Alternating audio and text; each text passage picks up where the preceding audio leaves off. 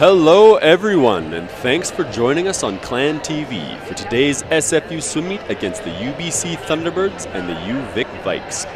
I'm Ben Berg, coming to you live from the Margaret and Paul Savage pool atop misty Burnaby Mountain. I'm an SFU alumni. I've swum and been a part of this program for years, and I feel the excitement that our swimmers are feeling today. Can't wait to get the action started. I'm excited to be here to bring you the Clan's only home meet of the season, and a little later on we'll be joined by Lauren Swistak, who graduated from the program 2 years ago. I graduated from the program a few years before that. We are expecting a lot of competitive races today, so we hope you'll stay with us throughout the show. Before we go any further, let's quickly recap SFU season so far. Both the Clan men's and women's team have had strong seasons so far. The teams kicked off the season at the Colleges Cup, Pacific hosted by UBC, and then traveled to Cleveland, Ohio to compete at the Magnus Cup, where the men finished second overall and the women finished 8th. Simon Fraser flew to Maui, Hawaii for its mid-season training camp and began a series of 3 dual meets against Division I teams, beginning with the University of Hawaii, a really challenging meet, and followed by the Air Force Academy and Seattle U back here in the Pacific Northwest just last week. In the latest CSCAA coaches poll from January 9th, the men are ranked 6th in Division II while the women are ranked 16th. Individual swimmers will use today's meet and the remainder of the competition schedule to set or improve their times to give themselves the best chance to qualify for the NCAA Div 2 championships, which will take place in March in Indianapolis. There's so much to be excited about with these 2 SFU squads, and it will be so much fun to get an opportunity to see them in action tonight. I cannot wait. Right here on campus in front of the home crowd. So starting off, we're going to have the women's and then the men's relays. It'll be a 4x100 medley relay, backstroke, breaststroke, butterfly freestyle. And then we're going to get the tough people in there for the 800 freestyle, 200 free, 100 back, 100 breast, 200 butterfly, and then we get to have the old splash and dash 50 freestyle before our first 10-minute break before action carries on. There'll be 5 more events after that, as you can see on your screen right now. And then after the 100 butterfly, we're going to have another 10-minute break to celebrate our seniors, and us as a community of SFU swimming are so excited to celebrate the 6 incredible seniors that will be graduating from the program this year. So scoring is going to take place after each event based on times, based on scoring position. So individual scoring, if you win the heat, if you win the event, you'll get 9 points, and then 4, 3, 2, and 1. So getting a swimmer to touch the wall first makes an enormous difference in the scoring overall. And relays are maybe extra important. 11 points for the winning team, and only 4 and 2 for second and third place respectively.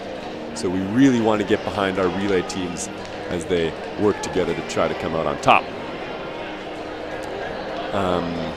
So the meet will be scored SFU versus UBC, SFU versus UVic, and UVic versus UBC. So it's a 3-way dual meet in that way. So we're trying to, on both men's and women's sides, we're trying to beat each team individually. So our team right now, SFU swimmers, they have been working so hard. They've been cranking it. They have been working hard, lifting weights. They have a series of 4 or 5 meets in a row. They started in Maui. You know, I told you about a few meets that just happened in Cleveland. And coming up, we have 2 or 3 more meets coming up. And these guys are working hard. They are trying to get their way to the top to get to national championships, to represent Canada in Indianapolis. And that is what we want. And so let's take the time to get behind our team here. You can see behind the block, on the right-hand side of your screen, we've got the girls' relays lined up. And we have our SFU. SFU will be in lane 1 and lane 4 the whole day.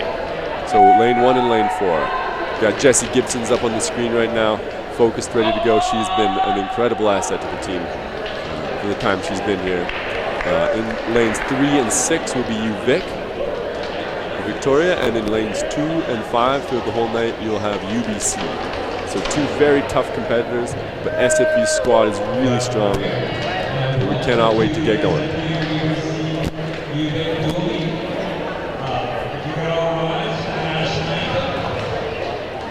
Yeah.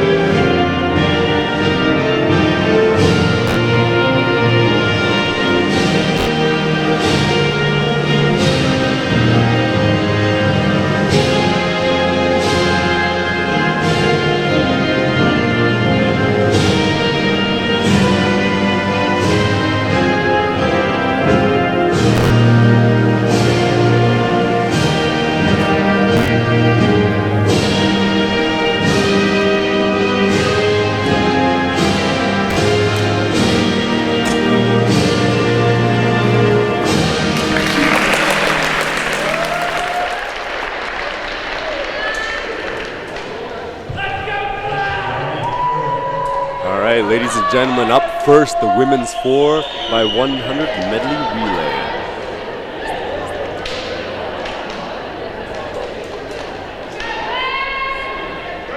Jessie Gibson's diving in for the backstroke for Simon Fraser University.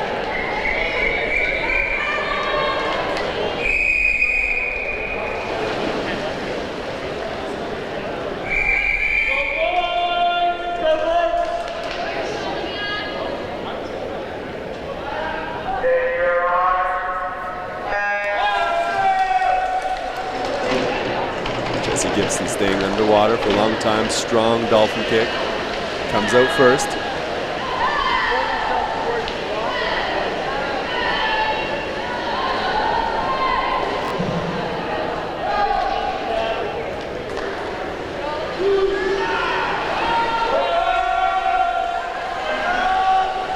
And as we approach the 50-meter wall, let's see who can explode off the wall into the third 25 the fastest. You'll see the swimmers pick up their tempo, pick up their kick.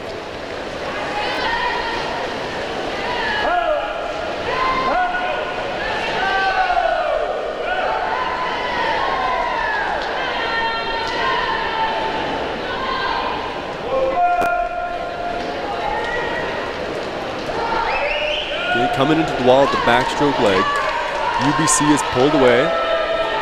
Jessie Gibson's is coming in strong to the finish.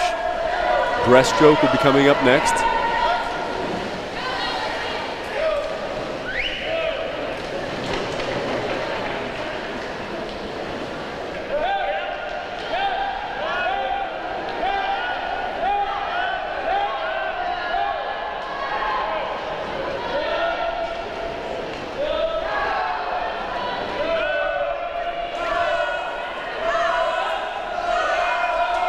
All right, so in for the breaststroke, trying to make up a little bit of water. We've got Jordan Donor leading the way right now for breaststroke. Very strong breaststroker out of UBC is Hillary Metcalf.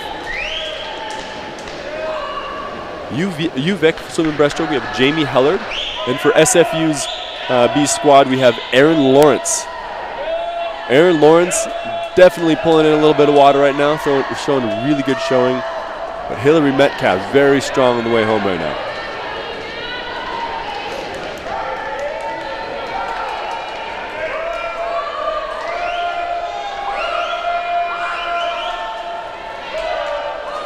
Taking over for UBC is Yakomi Stridham.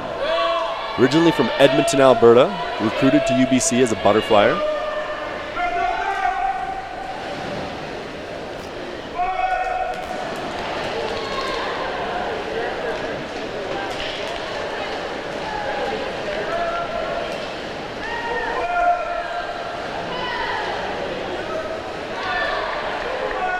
And Yukumi has really good rhythm coming into the 50-meter wall. You can expect to see her to keep that up on the second half.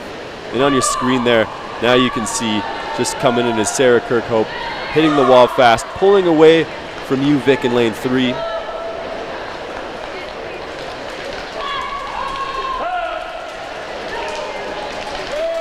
Kaylee Sharkey is the SFU athlete in lane 1 right now, trying to pull in the UVic swimmer. SFU is pulling away from the UVic athlete in lane 3 at the moment. And taking over for UBC right now, breaking out at half. That's Maya Brundage.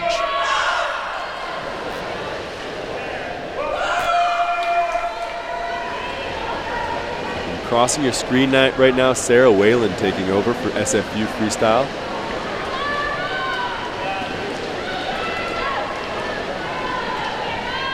Maya Brundage turning fast and really taking off on that third 25.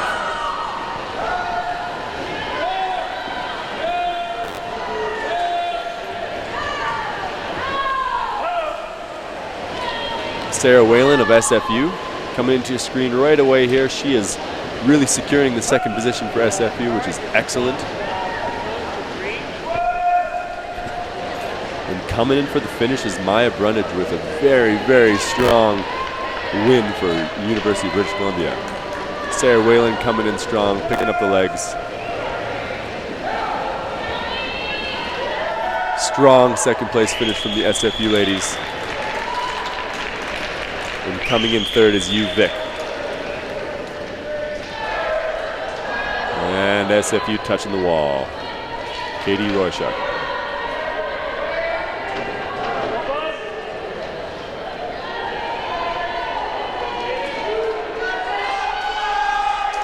Now up right away, we've got the SFU men's representing our team in lane 4 and lane 1.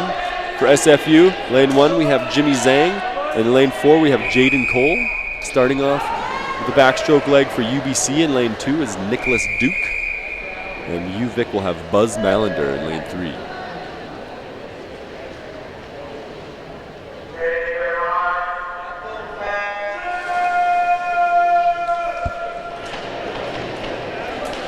And all 4 men getting very strong, very explosive underwater dolphin kicks, coming up neck and neck.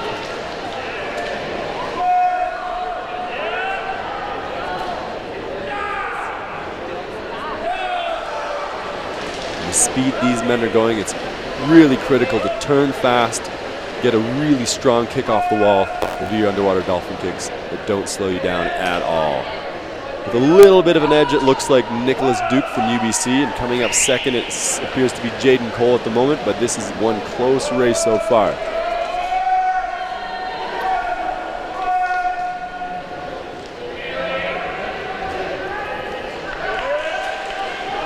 UBC will be taken over by Reeson Yu from the Surrey Knights Swim Club. SFU in lane 4 will be Antonio Marino. Lane 1 SFU will be Thomas Leitchie. And UVic doing the breaststroke leg will be Bailey Esperson. Bailey Esperson with an incredible takeover, really driving off the blocks, coming up fast and making up a lot of water on his opponents.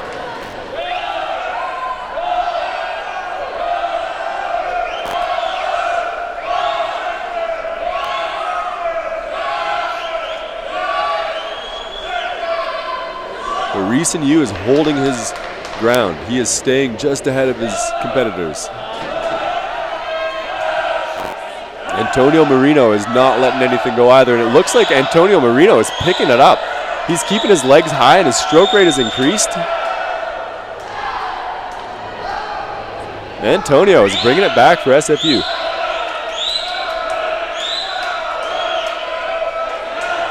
Powerful finish by Reeson Yu in lane 2. Swimming for UBC. Taking over for UBC is Connor Wilkins. SFU has Gabe Lee, incredibly strong senior for SFU. Daniel Greer is the UVic butterflyer, right in the middle of your screen. And taking over for SFU, coming into the wall, at the top of your screen there is Amar Fezzik.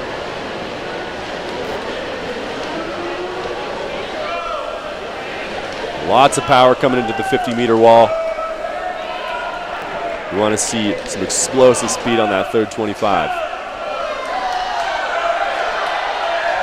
Gabe Lee picking up his stroke rate. Looks like he's pulling in some water. UBC. Connor Wilkins a little slower into the turn. And he got, oh no, he came off the wall super fast. Coming in strong. UBC will have Araya Tarian. UVic will have Colton Craig and Adrian Vanderhelm, AVH, with an incredible takeover for SFU swimming. Tight race coming in. Matthew Fuller dove in for SFU in lane 1, but it is a race of 3 people. There's Adrian Vanderhelm with great legs, incredible power. He comes off the wall so fast. That wall, he made up a whole half a body length. His stroke rate is increased. He's pulling away from the competition. He has to hang on because these guys are going to come in. They are going to be absolutely blasting the way back.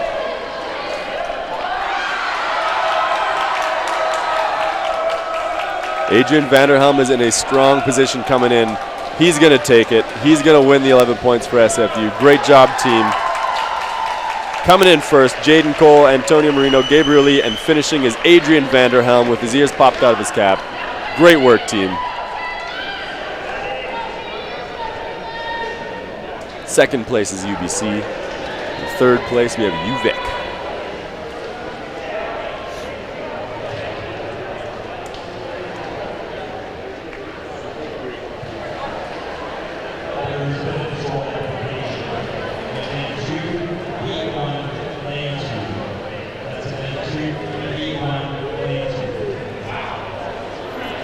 There was a disqualification in the men's relay.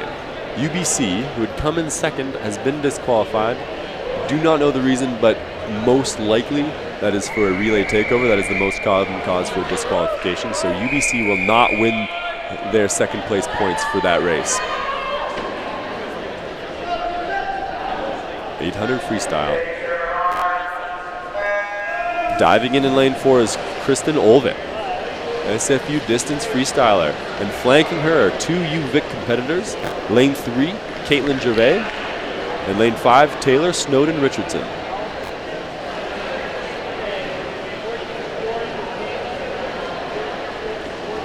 So these competitors are going to start off smooth, and what they're going to be trying to do is they're going to be trying to play mind games with the other competitors. If you go out fast early, you can get tired too early and you could end up crashing at the end, but you can also make it a little bit more intimidating for your competitors. So you may end up seeing a lot of back and forth in this type of race. Some swimmers can be tricked into using their legs a little bit too much too early, and they get gassed. Some swimmers can really be smooth and relaxed and save a whole bunch of energy for the back half of the race and come back and really make some really special swimming happen. And right in the middle of your screen there, Kristen looks really relaxed. She's sticking with her competitors. There's no real edge.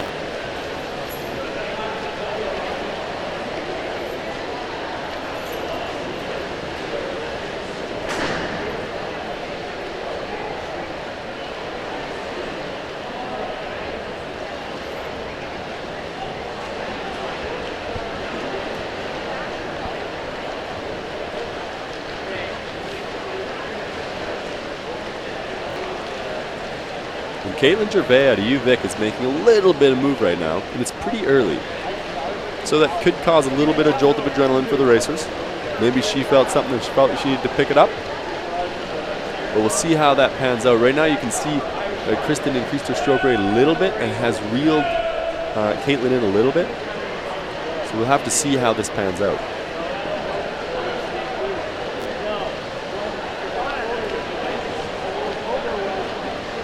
Coming into the 1/4 mark, the 200-meter mark. It's going to be right around 2 minutes and 10. All right, Caitlin out of UVic splits at 2:11. Kristen's at 2:12, so it's really close at the moment. It's still down to who is going to have the most optimal race strategy, who can increase their speed and their stroke rate on the 3rd quarter of the race, and who has the gas to keep a high stroke rate and fast, strong legs in the back half.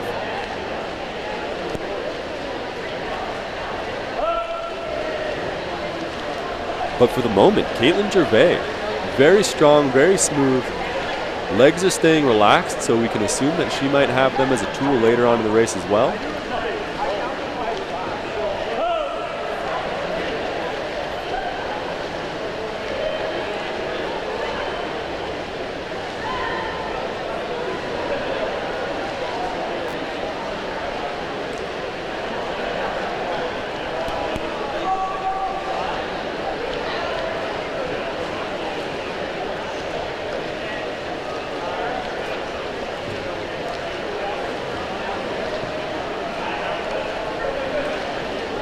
And it's UVic, SFU, UVic coming off the 300-meter wall.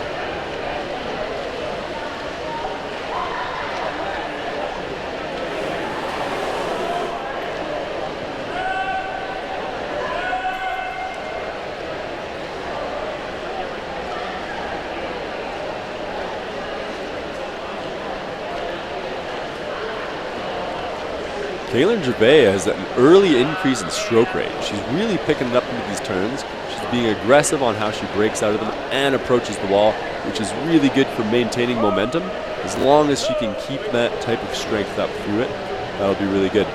Watching, and there she's at the top of your screen, breathing every two to the left, with a very smooth stroke rate coming to the wall. And in your screen now is Kristen, flipping at the top of your screen right there.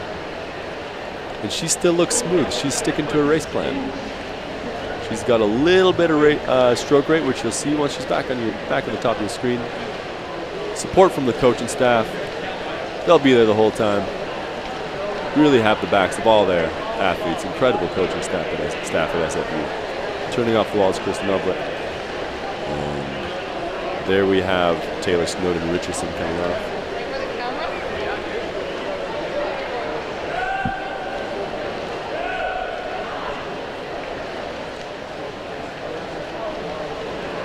There you see a little bit more increase in tempo coming off the wall for Kristen a little bit.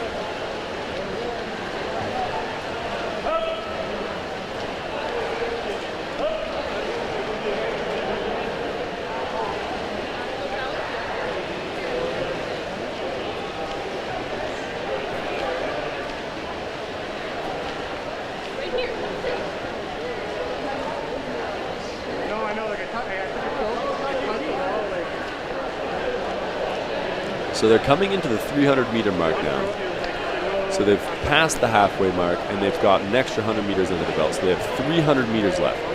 So here's where we want to see where each of the athletes might really, based on their strategy, they've talked with the coaches, they've practiced many times, optimized their race strategy, and we'll see who's going to make what moves where. We see a little bit more kick right there from Kristen Olvit, coming in at a definite higher stroke rate. Flipping hard to the wall and coming off very aggressively. And right there we've got Caitlin, and she's really staying on top of the water, and it looks like she's starting to bring the legs in a little bit more.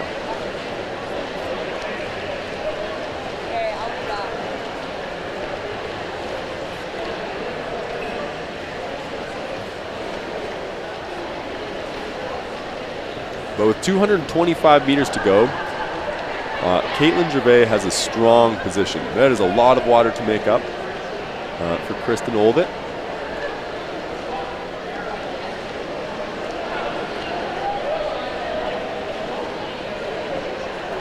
But I tell you, I have seen some incredible last-minute swims in these 800, 1,500 meter, even 400 meter races. Some incredible shows of athleticism and grit come up in these races, and it's so much fun to watch.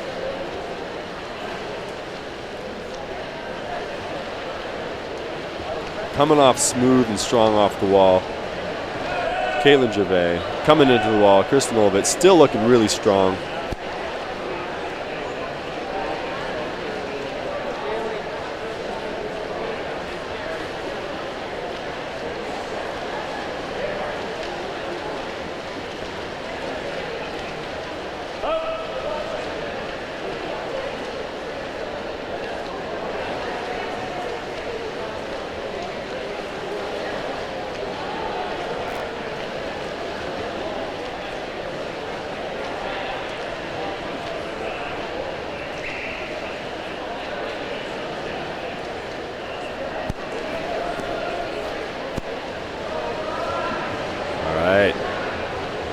Kristen Olvit coming into the 100-meter wall there.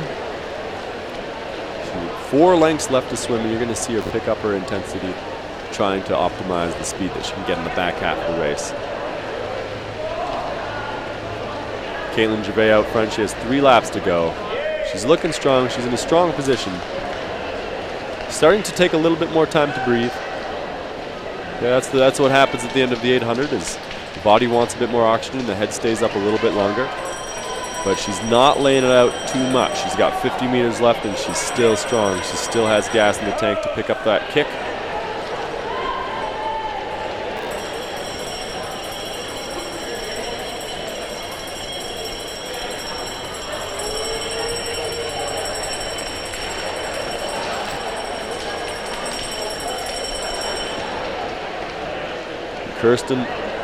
Kristen Olvit with a very strong second place position.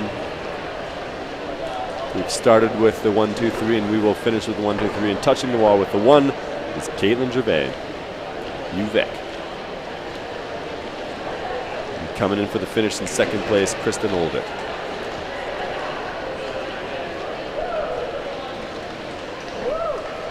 And rounding out the top 3, touching the wall will be Taylor Snowden Richardson.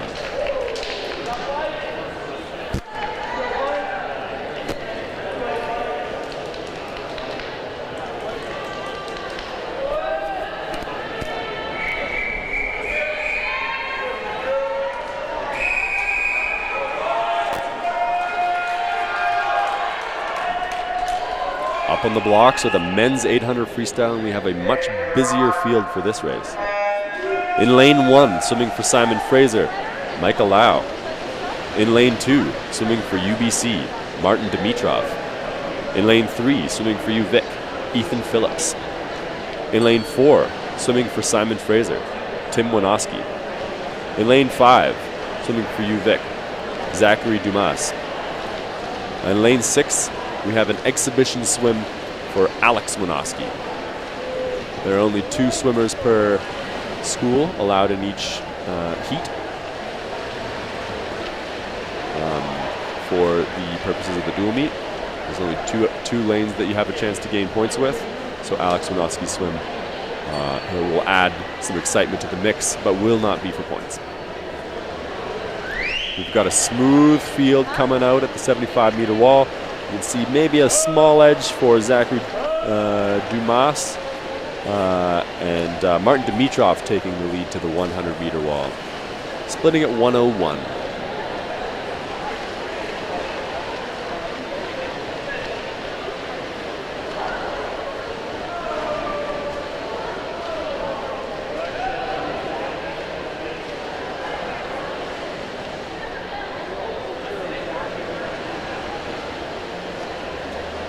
No significant advantages yet. A small 1 head length lead for Martin Dimitrov for the UBC. He's coming in fast. He's hitting the walls very effectively. And he's coming out of them with a little bit of extra lead every time. But at the 150-meter mark in a tight field like this, we're going to see a lot of movement moving around.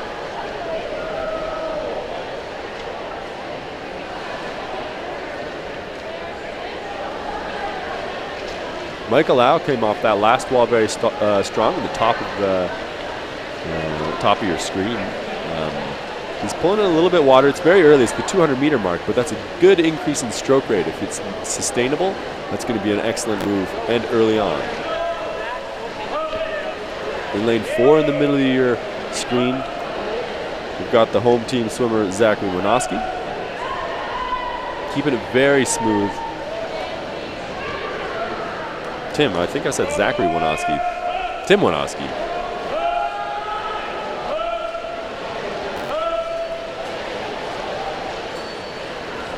Tim has an incredible aptitude for being like a clock. He flips and he turns and he keeps repetitions like a clock. And so you'll see him be very consistent, very reliable as he flips and keeps going. He won't be shaken by the ups and downs of other swimmers.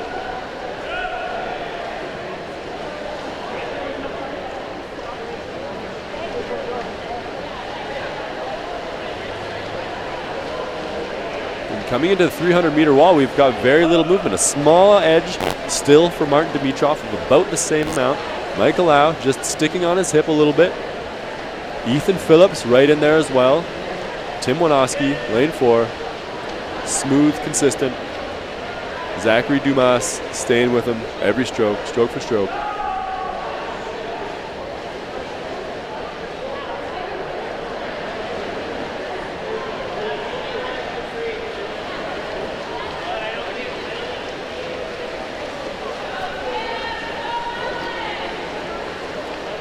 Ethan Phillips has made a little bit of a move. He flipped at virtually the same time as Martin Dimitrov. Michael Lau fell off a little bit, but Tim Winoski has pulled up a little bit. Reaching the halfway point. Flipping right there at the 375-meter mark.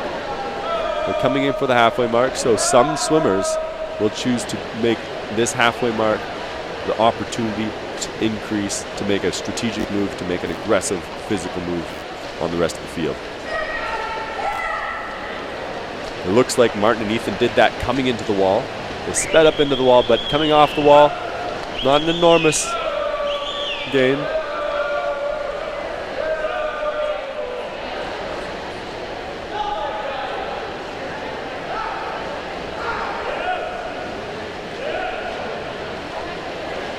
But the stroke rate of the whole field has increased. You can see Zachary Dumas at the bottom of your screen there. At the start of his length, he had increased his kick, but by the end of the 25, it had fallen off a little bit. That's 450 meters there. And we've got a really competitive 4 lanes in the middle. 3 lanes in particular.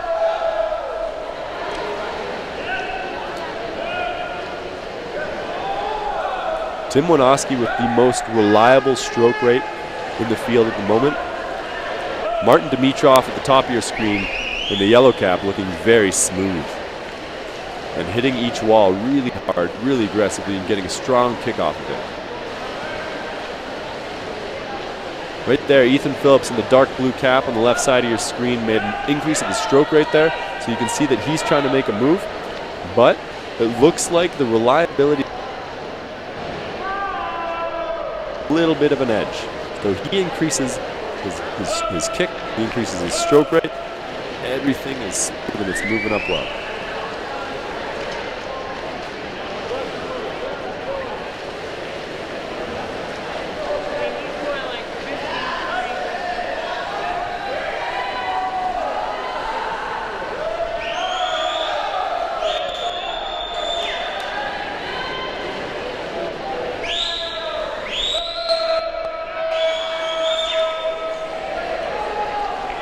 Michael Lau flipping over there. He had an early move, but seems to have fallen off the stroke a little bit. But our swimmers in the middle are really making a show. 200 meters, 8 lengths to go.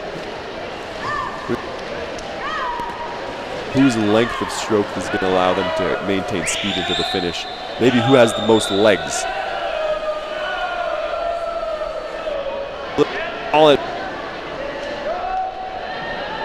All advantage on the turns to Martin Dimitrov.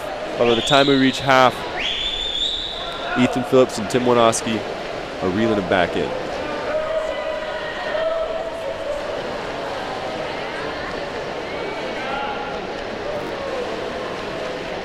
Lane 5, Dumas fell off a little bit around the 500-meter mark, but you can see he's picking up his stroke rate.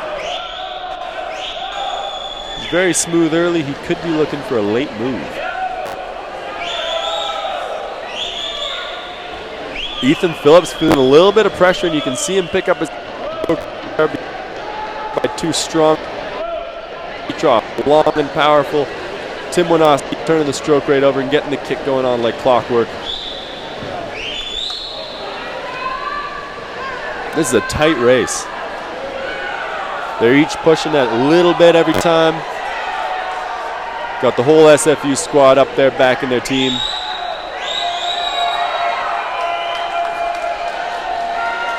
Strong moves from Tim Winoski. Picking up the stroke rate, picking up the kick. Martin Dimitrov is matching him stroke for stroke though, and he's still being really aggressive on those walls. By the looks of the stroke right now, it's going to be between Tim and it's going to be between Martin. Ethan could pull it out, but it looks like he's struggling a little bit more to keep up with the pace of the other two. And they're bringing it in. Neck and neck. Martin Dimitrov picks up the stroke rate, pulling away a little bit. He's bringing up the legs and coming in. It's going to be Martin Dimitrov in an incredibly exciting race with Tim Winoski coming in second and Ethan Phillips touching the wall in third. They look up at the clock. Cap comes off. Little chance to cool down. Excellent swim by Tim Winoski there on the front of your screen.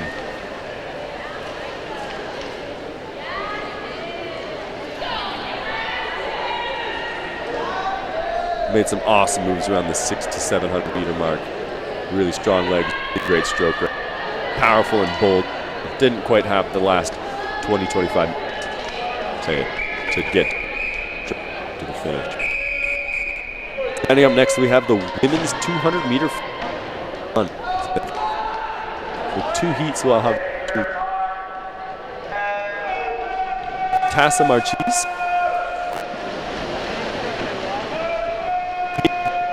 Swimming for UBC. Lane 3, we have Alice Gentleman for UBC.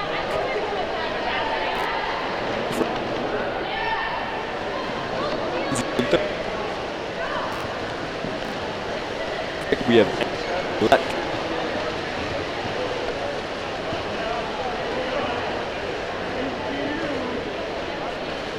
splitting it B.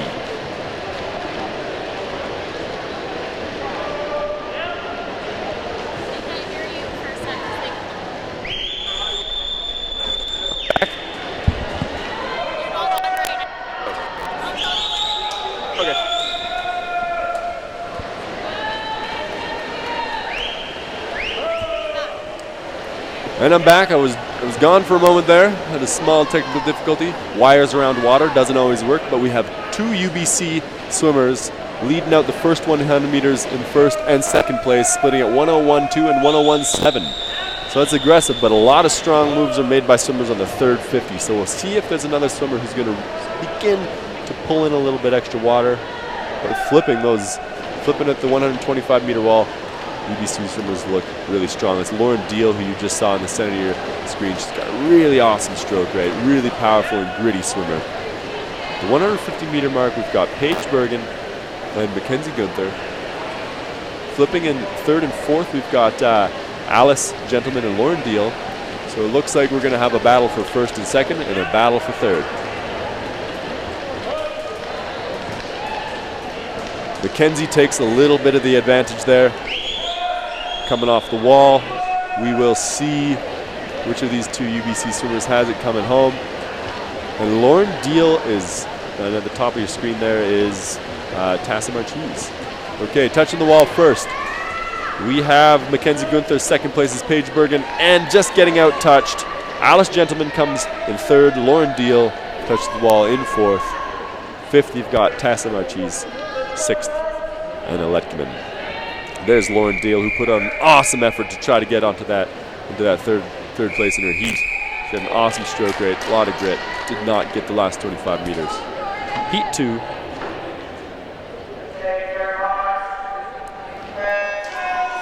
Heat 2, lane 1. We have Katie Royshuk swimming for Simon Fraser. Lane 2, we've got Maya Brundage swimming for UBC. Lane 3, we have Allison Ballantyne for UVic. Lane 4, we've got Sarah Whalen swimming for SFU. There she is right in the middle of your screen. Smooth and strong going out. Lane 5, we've got Olivia Ellard, yellow cap at the bottom, UBC.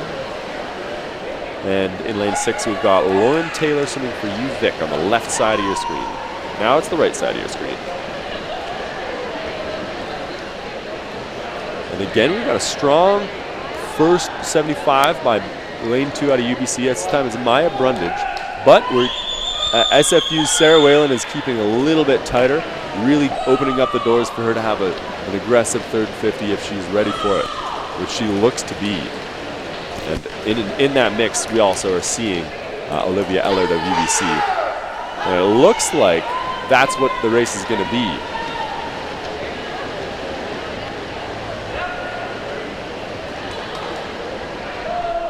Maya Brundage turning at the 125-meter mark, but not far off is the duel between SFU UBC, Sarah and Olivia.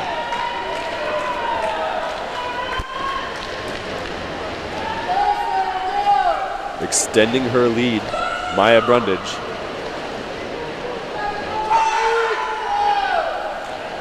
And it's a really close race there between Sarah Whalen and Olivia Ellard.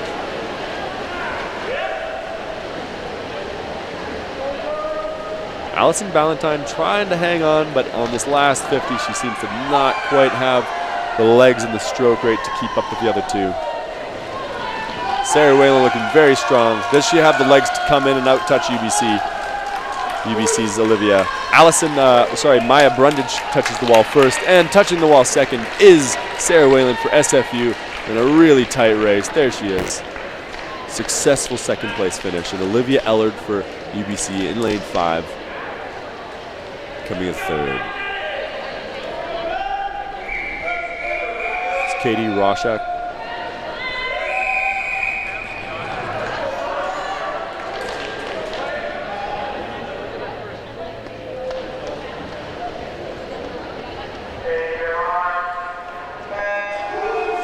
Men's 200-meter freestyle, heat 1.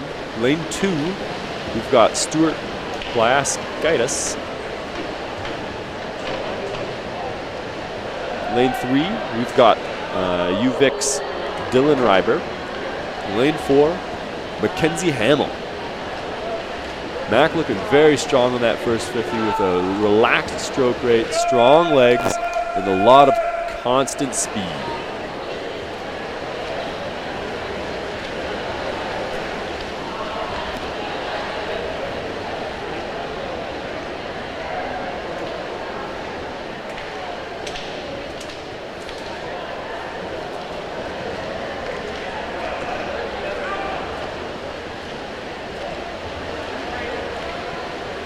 Stewart's come into the 100-meter wall with some really good speed. Mac's maintaining his lead, though, and we'll see what happens on this third 50. Who has the strongest stroke rate, most aggressive kick coming on the third quarter of the race, which is often where the important action happens. It looks like Mac really does have the strength in the legs to control his lead. Coming off the wall in first, looking strong, looking smooth, breaking right through the water. Stewart's coming on strong with a really strong increase in stroke rate. Does he have the power to keep up? His stroke rate is awesome. His kick is coming really well, but I don't know if he's got the power to catch up with Mac Hamill, who is really throwing down the hammer. Turning first at the 175-meter mark. He's going to have a strong finish here. It's going to be Mac Hamill.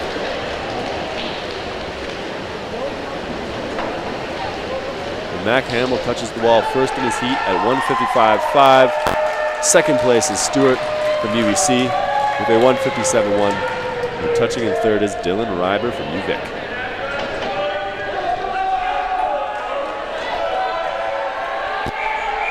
And now we've got a packed heat for heat 2.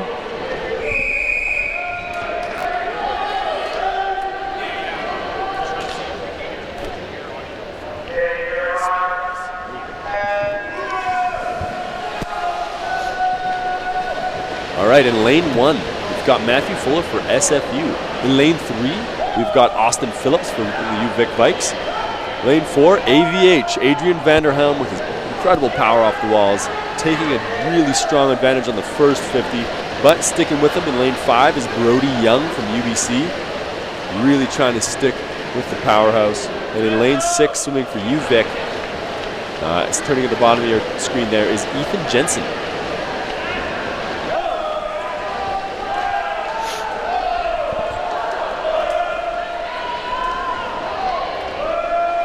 Adrian Vanderhelm really taking control of this race off the bat, and you can see the power and the stroke rate coming through in that. That is coming in fast at the 100-meter mark, 52.5, and flipping in second in 55, so a 5-second lead for Adrian.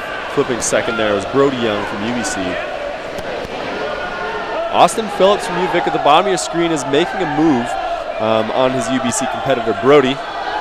But the race is going to be for second and third because the first place is really being dominated by Adrian Vanderhelm at the moment. He's turning at the 150-meter mark with a 6-7 meter lead. The top of your screen there, Matthew Fuller making a move, and maybe he's got the legs, maybe he's got the stroke rate to put himself in the mix for third place, maybe second. That would be really cool to see. He kept his control and his composure at the start. Does he have it in him to bring it back? Top of your screen right there. But it does look like the race for second and third is going to be a UBC UVic duel. And coming in first with a super powerful, really incredible performance, especially for this time of the season. Not just period. That was just a fantastic swim by Adrian Vanderhelm. 149.2. And it's okay with him. It's okay with him. Good swim from Adrian Vanderhelm. Coming in second in that really tight race, Brody Young from UBC just outpowered and outstroke rate for against Austin Phillips from UVic. Next up is the 100 backstroke, and we have one heat of girls, one heat of women.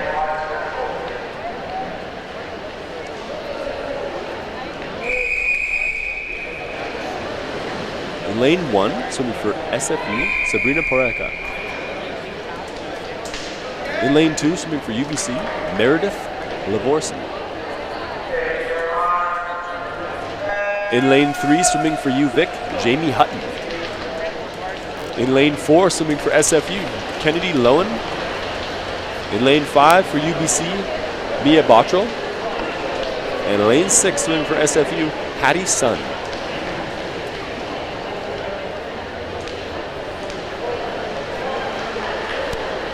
You see a lot of aggressive fast swimming. That's a really quick stroke rate coming out from Kennedy Lowen for SFU. The swimmers are going to be out aggressive in this race. And coming off the wall first is Meredith Lavorsen, and she's got a smooth, powerful stroke, good solid kick, but we've got a lot of power and stroke rate coming from lanes 4 and lane 5, Kennedy Lowen and Maya Bottrell. Kennedy Lowen coming out off the 75 meter wall with a little bit more stroke rate and a little bit stronger kick. It looks like she's going to touch the wall ahead of Mia Bottrell, but coming in first for UBC is Meredith Lavorsen. Coming in second, Kennedy Lowen for SFU. And coming in fifth for third for UVic. We have a small error on the board, but first place was UBC's Meredith Lavorsen. Second place was Kennedy Lowen for SFU, and third place was Mia Bottrell.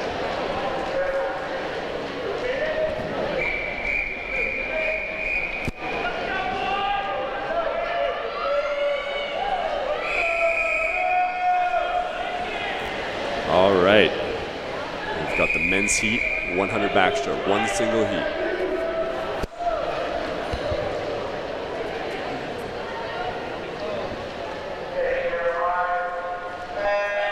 In lane 1, swimming for SFU, Jimmy Zhang. In lane 2, swimming for UBC, Araya Therian.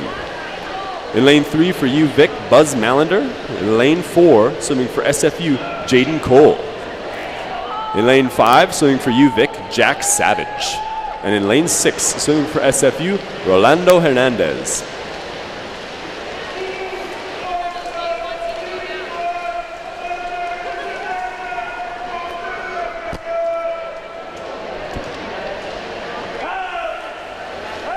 Coming off the wall first, right there in the center of your screen, you've got Jaden Cole with a great stroke rate, really powerful legs, and his teammate hitting the wall at 75 meters. And second is Rolando Hernandez. Strong backstroke performance. Can they hold off for the 1-2? Coming in, being aggressive, attacking hard for the finish is Buzz Malander. Looks like Jaden Cole is going to hold on for the first place finish. Second place finish is Buzz Malander. And in third place, in lane 1, we got Jimmy Zhang, SFU. So a 1-3 performance for SFU.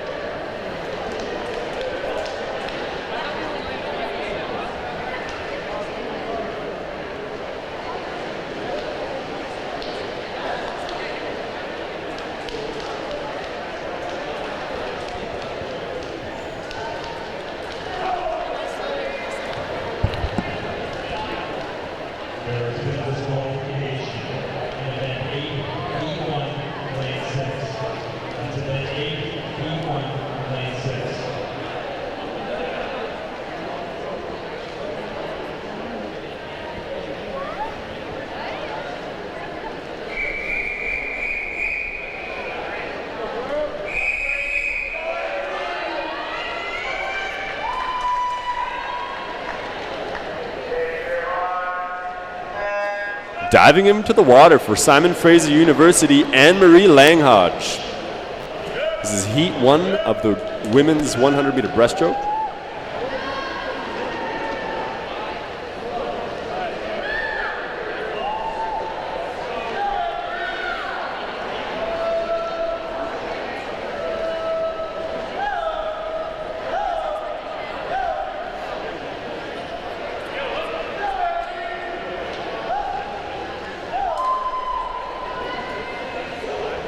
Coming into the 50-meter mark, Anne-Marie Langhodge, swimming solo, 38.5 coming out. Challenging position to be swimming in, but you get to take advantage of the clean water, have the opportunity to swim, and really challenge yourself to an excellent performance, because the time that she swims matters, because she is still competing against the swimmers in the next heat. She hits the 75-meter mark, just under a minute. We'll see if she can post a swim that is competitive with the women in the next heat.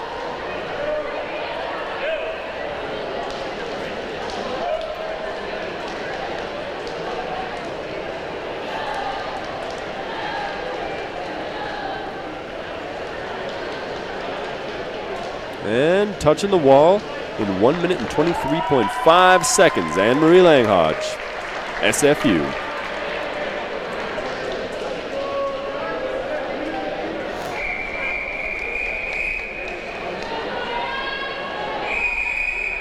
Heat 2 of the women's 100-meter breaststroke.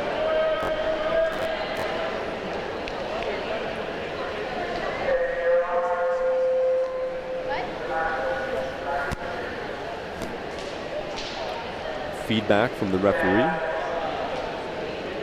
The microphone just fed back. So we just re-stand up the swimmers. They step down, they get a chance to relax, stand up, and here we go again.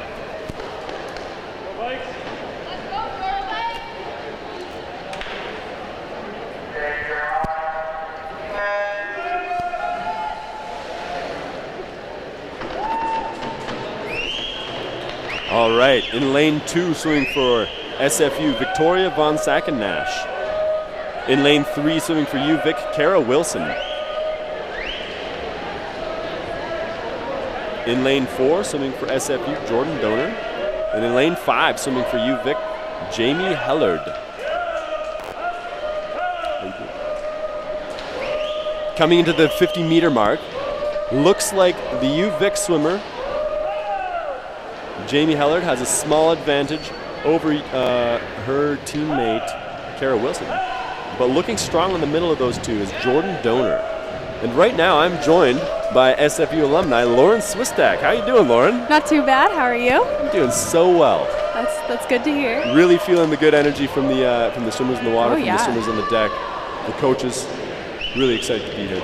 So welcome to the announcers table, Lauren Swistak. Yeah. Hello. Nice to be here. And coming into the finish here, Jamie Hellard, looking powerful. Does she have the stroke rate to finish? It looks like Kara could get the touch. No, that is Jamie Hellard for UVic. Second place, Kara Wilson for UVic. And touching third is Jordan Donor for SFU. And now up next we have the men's 100-meter breaststroke.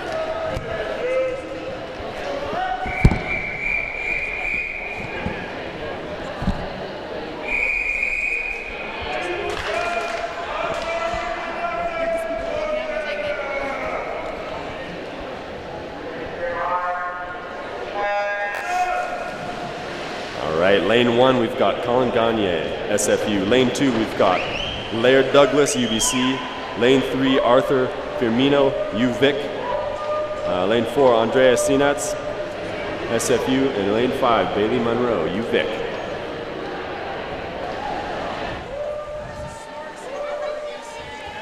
Right now it looks like Arthur in lane 3 is ahead. Start off. Powerful start, and on the screen there, at the top of your screen, you can see Colin Gagne, who's on his hip. So Arthur Firmo is a powerful first start, but the stroke rate by Colin is keeping him in the mix. Out in lane 1 there. Messy lane to be swimming in, but a lot of power coming from that lane right now. Laird Douglas, bringing back strong third 25 as well. Oh, that's a good underwater pullout for Colin. Really driving into the wall. Looks like Arthur has a secure, strong finish here, touching the wall in 105.5, coming in second with an awesome third 25 and a powerful finish. Colin Gagne from SFU in third place. Laird Douglas, UVic, UBC, my apologies.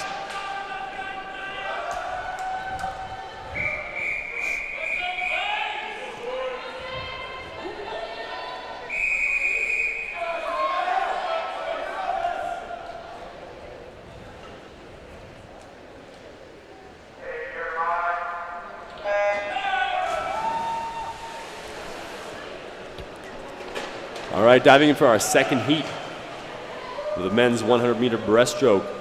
Thomas Leitchi, SFU, lane 2. Lane 3, we've got Bailey Esperson from UVic. Lane 4, Antonio Marino, SFU. And lane 4, with a lot of power coming off that first turn. And a little bit of a lead, we got Daniel Greer. We're going to see who can turn off at the 50-meter wall, who can get that third 25 rolling. Stroke rate and power coming off this wall often makes the race.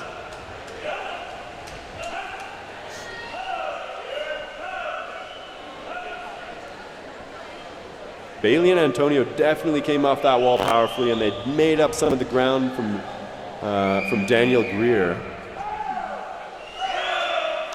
Oh, it's looking really close. There's 3 guys neck and neck. See who has a good finish. It's looking. Who's going to time the wall? Oh. It's going to be lane 3. Lane 3, Bailey Esperson from UVic. Lane 4 with an awesome comeback as well, Antonio Marino, SFU. And lane 5 coming in third, Daniel Greer from UVic.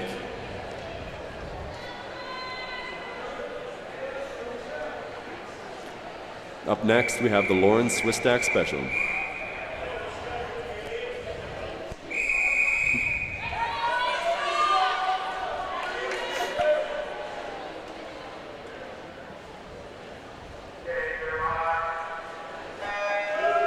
All right, so in lane 2, we have our senior Alicia Can from SFU. Lane 3, Jacqueline Strome. Yakumi Stridham. Yeah, okay, and lane 2, Kaylee Hardman, SFU, lane 4, and Kristen Douglas from UBC in lane 5. So it's always good to kind of time out this race. Sometimes the fastest at the start might not be the fastest at the end. See how it goes. That is absolutely true. I don't think I've ever won a 200 butterfly, but I've usually won the first 50. But we see Yakumi Stridham showing the same really constant and consistent rhythm that she showed in the relay. So we'll see if that control can be maintained for the next 125 meters. That's a strong start for her. And turning the wall on your screen, you can see Alicia Khan and Kaylee Hardman coming off neck and neck. It's looking like the seniors pulling ahead from the freshmen there.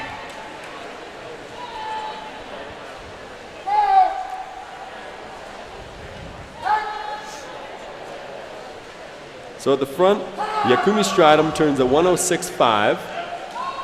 Very good start. Maintaining her lead, but it looks like her teammate Kirsten Douglas is making up some strokes.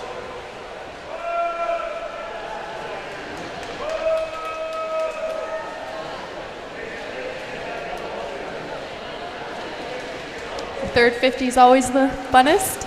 I think everyone would like to see, so say. And after the third 50, it comes down to who can maintain their rhythm and who has the strongest and most fit legs that are going to help them carry them through to the finish. For sure. So we've got Alicia Can on your screen there. She's pulling ahead of her teammate, Kaylee Hardman. So we've got a race for third and a race for first happening.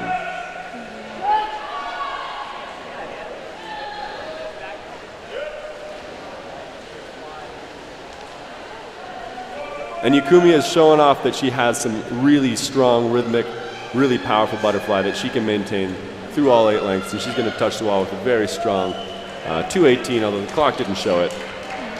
2:20 for her teammate, 2:20.4.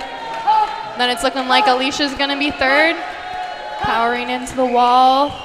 Alicia touches the wall third. For a 2:30. And then Kaylee with the 2:32.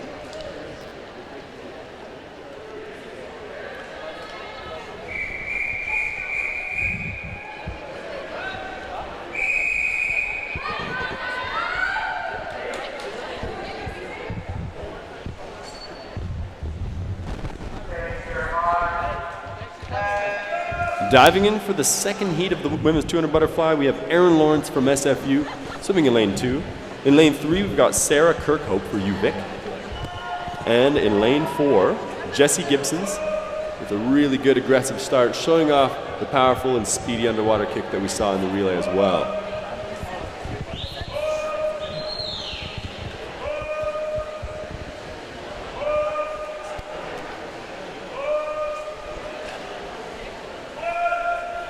We have a powerful and aggressive first 50. Jessie touching in first just ahead of her teammate Erin Lawrence. It's important to note that Jessie's a 2-time All-American and Erin is also an All-American from last year. They're looking amazing. This is a good SFU sandwich going on right now. And you can expect a good finish from both of these girls.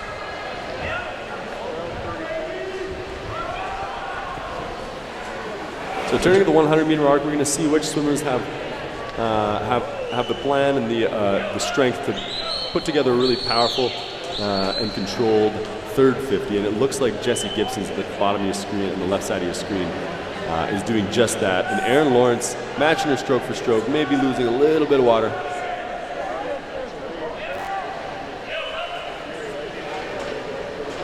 They're both coming in with the same rhythm they started the race with. A lot of power, a lot of speed. You can expect them to maintain that for the last 50, and it's going to be a race.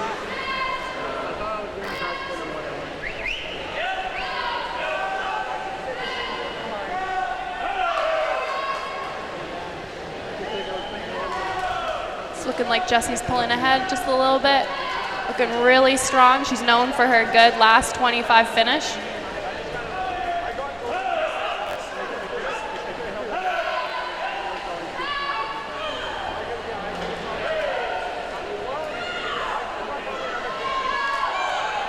Erin Lawrence came off that last turn really well, really strong, but she did not have the water to pull in Jessie Gibson, who comes in with the win at 2:16.3. Yeah, exactly. That was really good. And then Erin went at 2:18.5, also very strong, especially for an in-season meet. And touching in third is Sarah Kirkhope.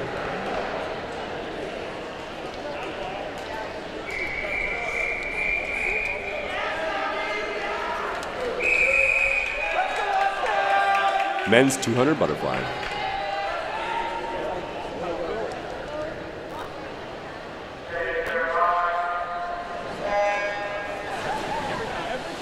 Men's 200 butterfly, heat 1 of 2. Lane 1, we've got Tim Winoski swimming for Simon Fraser. Lane 2, we've got Stewart swimming for UBC. His last name starts with a P. Lane 3, we've got Austin Phillips swimming for UVic. Lane 4, we've got Andrew Winoski swimming for Simon Fraser. And lane 5, we got Bryce Mulder swimming for UVic.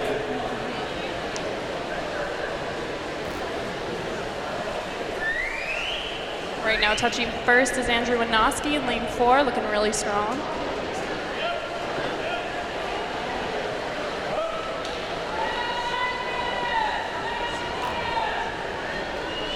On the left side of your screen, you can see Andrew Winoski taking control on the onset of this 200 butterfly, but it's a long race. There are 3 out of 8 lengths are done. They're coming into the 100-meter mark, and we're going to see who has the plan and who has the strength to come onto this third 50 strong. But right now, Andrew Winoski looks like he's in control, looks powerful, but he can definitely be challenged by Austin Phillips. It's also important to note that Andrew's also a 1650 swimmer and a 400 IMer, so I don't see him dying anytime soon. No, he usually is able to keep his composure in challenging moments like this. And you can see that right now, right in the middle of your screen. He's keeping his head down, he's keeping his rhythm.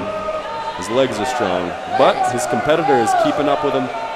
And we'll see who has the rhythm and the power in the last 50. At the bottom of your screen, you've got a UVic swimmer, Bryce Mulder, making himself part of that race as well. And actually off that turn, he was super powerful, coming in hot. Yeah, that was a good turn on his part. Top of your screen, you got a great move by Tim Winoski, but I think that move by Bryce Mulder might have gotten a bit ahead of him there. So it looks like a race for 3, which Andrew Winoski is controlling at the moment. Oh, incredible rhythm from Bryce Moeller on the finish here. And we get a 1-2 for UVic.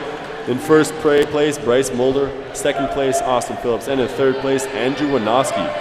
Spoke too soon.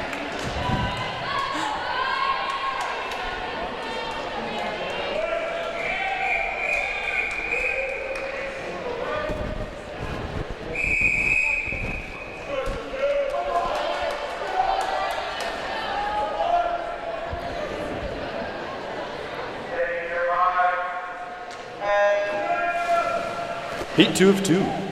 In lane 1, swimming for SFU, Amar Fezek. In lane 2, swimming for UBC, Connor Wilkins. In lane 3, swimming for UVic, Ethan Jensen. In lane 4, swimming for SFU, Gabriel Lee. In lane 5, swimming for UBC, Dimitri Lim. And in lane 6, swimming for UVic, Riley Wilkins. And touching the first 50 wall first is Gabe Lee, but he's really tight race between his UBC competitors, Dimitri and Connor.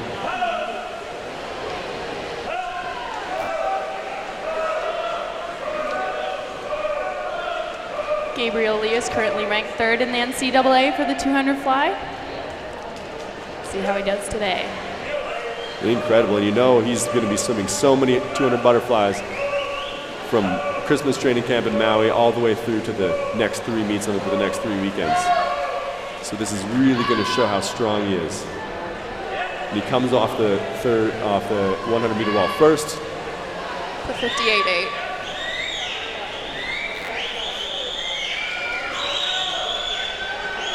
And so far it looks like a 3-way race for first place. Gabriel Lee still has the edge.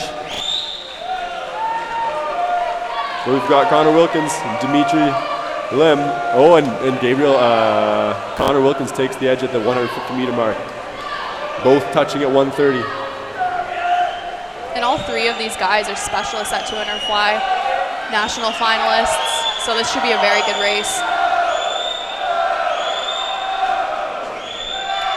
All right, last 25. Let's get behind your SFU athlete. Come on, Gabe. Powerful finishes by all 3 finishers. Looks like it's going to be Connor Wilkins touching first, and in second, Dimitri Lim. And in third place, Gabe Lee, front and center of your screen.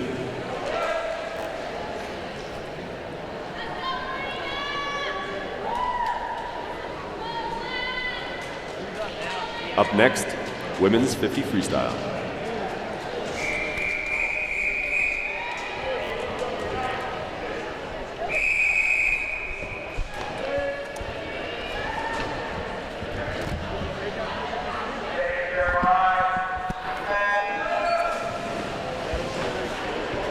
Lane 1, Janie Ma, SFU. Lane 2, Mackenzie Gunther, UBC. Lane 3, Jamie Heller, UVic. Lane 4, Marina Komisky, SFU. Lane 5, Meredith Lavorson at UBC. Lane 6, Caitlin Gervais, UVic. Coming off the wall in lane 5, that looks like it's Meredith Lavorson. Does she have the speed and rhythm to get into the wall first? Mackenzie Gunther looks really, oh yeah, she'll get it. Mackenzie Gunther coming in strong at the finish, 27-0. Second place, we've got her teammate, Meredith Lavorson, in third place in lane 6, Caitlin Gervais.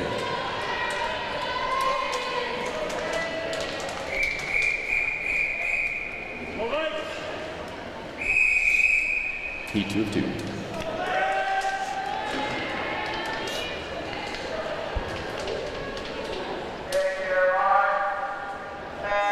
Lane 1, Kristen Olbert, SFU. Lane 2, Hoy Lam Tam, UBC.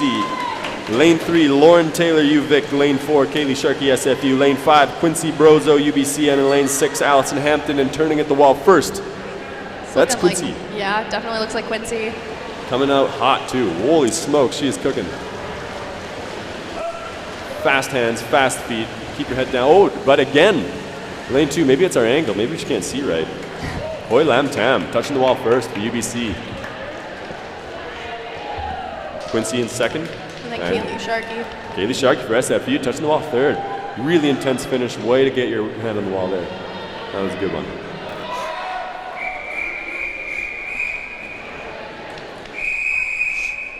Men's 50 free.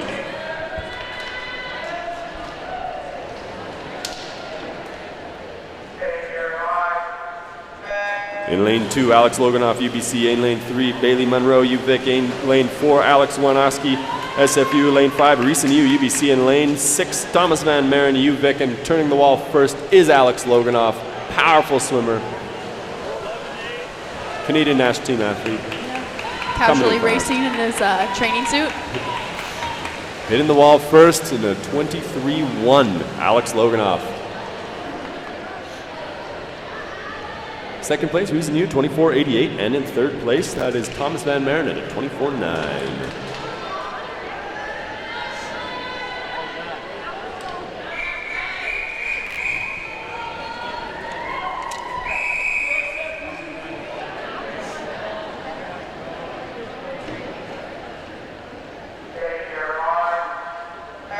All right, in lane 2 we have Matthew Nesley from SFU. In lane 3 we have Buzz Muller from UVic in lane 3. In lane 4 we have our Rolando Hernandez from SFU. And lane 5, Colton Craig from UVic. And Buzz Malander hit the wall first, but it looks like it's Rolando who has come off the wall first, and Colton Craig. It's going to be a tight race.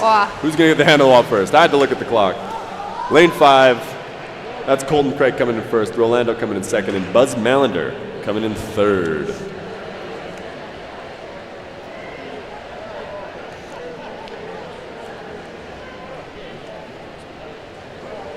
Right now we are going to take a 10-minute break.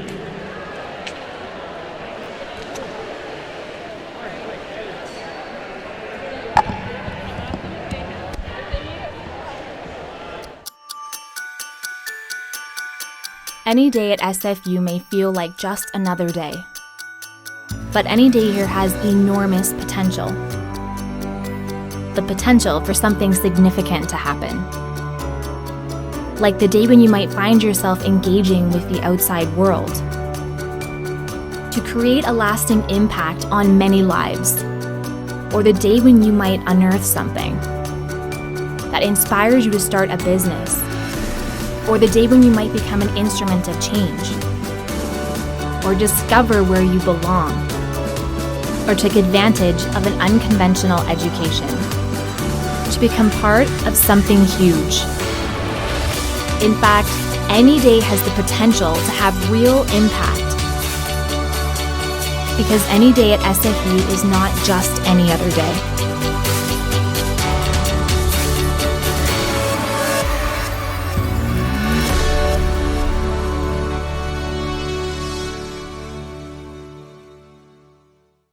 If I lose, I'll respond with respect. If I win, I'll back it up with humility. If I fail, I'll rise up with honor. It's tough for us to put it all on the line. Don't undo my hard work with poor sportsmanship. Respect. It's the name of the game.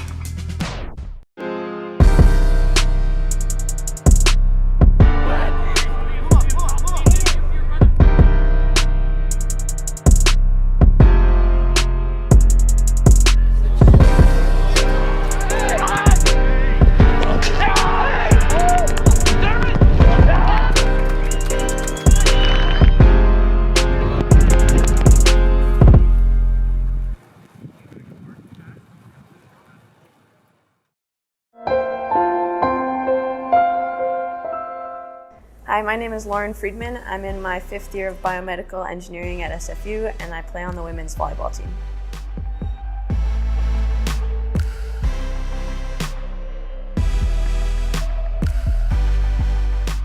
My first work term was at a company called Braceworks Custom Orthotics, and I did research and product development on a chest brace for pectus carinatum. And my second work term was at a company called Plantiga, where I did research on their insoles that collect data for professional athletes in the military. SFU athletics and co-op have helped facilitate my journey through university by helping me apply what I learned in my sport into the classroom, and also what I learned in the classroom into my sport, and then putting it all together in the real world really helped narrow my focus. I would recommend that SFU athletes participate in co-op because not a lot of people get to play the sport that they love and be in school. and not a lot of people get to explore different areas of work that they love and also play their sport. So putting all those three things together is really a unique opportunity that not a lot of people get.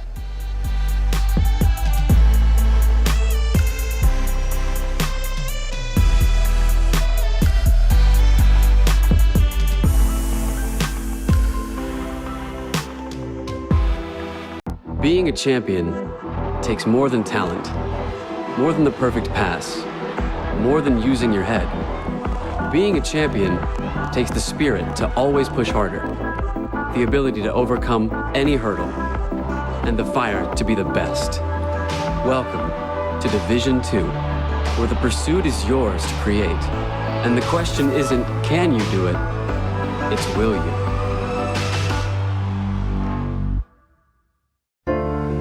I'm stuck. Not in a good headspace, and I really need to talk to someone right now. My roommate seems depressed, and I don't know how to help. I try everything to make her day better, but I just don't know what to do. I've been struggling to balance school, athletics, and the rest of my life. I've been really overwhelmed, and I'm not quite sure what to do about it. My parents expect me to be a doctor, but that's just not what I want at all. They'll be devastated if they find out I'm changing my plans. I miss home, my family, and my friends. I'm just really lonely here. As a student athlete, I'm expected to handle almost everything on my own. Sometimes, I could really just use someone to talk to.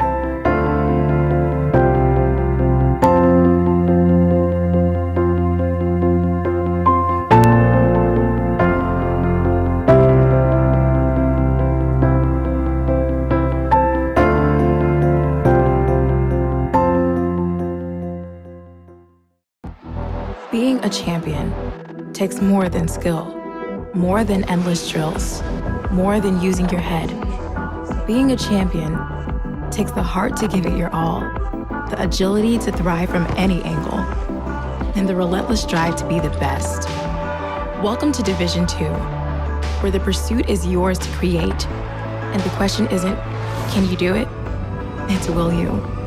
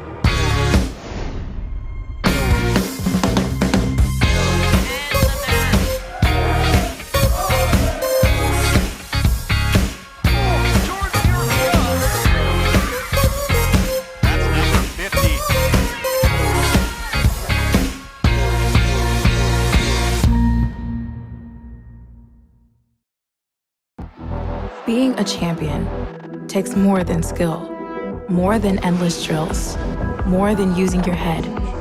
Being a champion takes the heart to give it your all, the agility to thrive from any angle, and the relentless drive to be the best.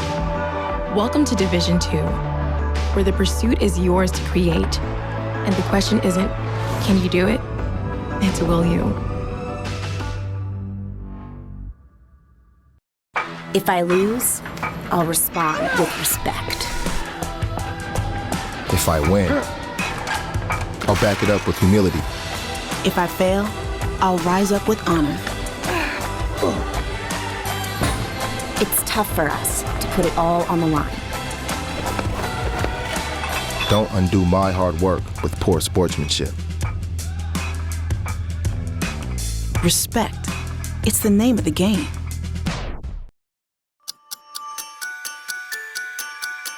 Any day at SFU may feel like just another day. But any day here has enormous potential. The potential for something significant to happen. Like the day when you might find yourself engaging with the outside world. To create a lasting impact on many lives. Or the day when you might unearth something that inspires you to start a business. Or the day when you might become an instrument of change. Or discover where you belong. Or take advantage of an unconventional education. To become part of something huge. In fact, any day has the potential to have real impact. Because any day at SFU is not just any other day.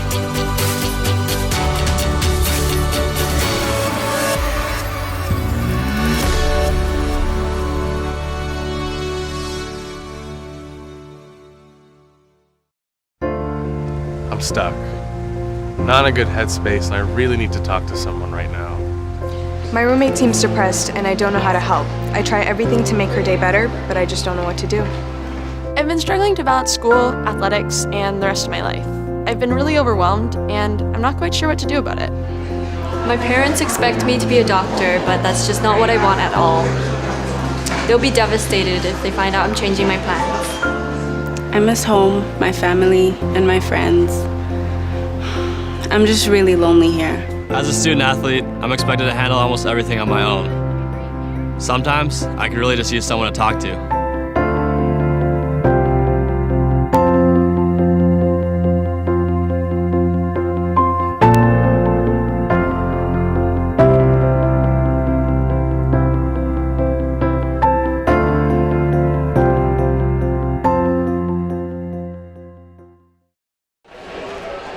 Hi, welcome back to SFU Clan TV.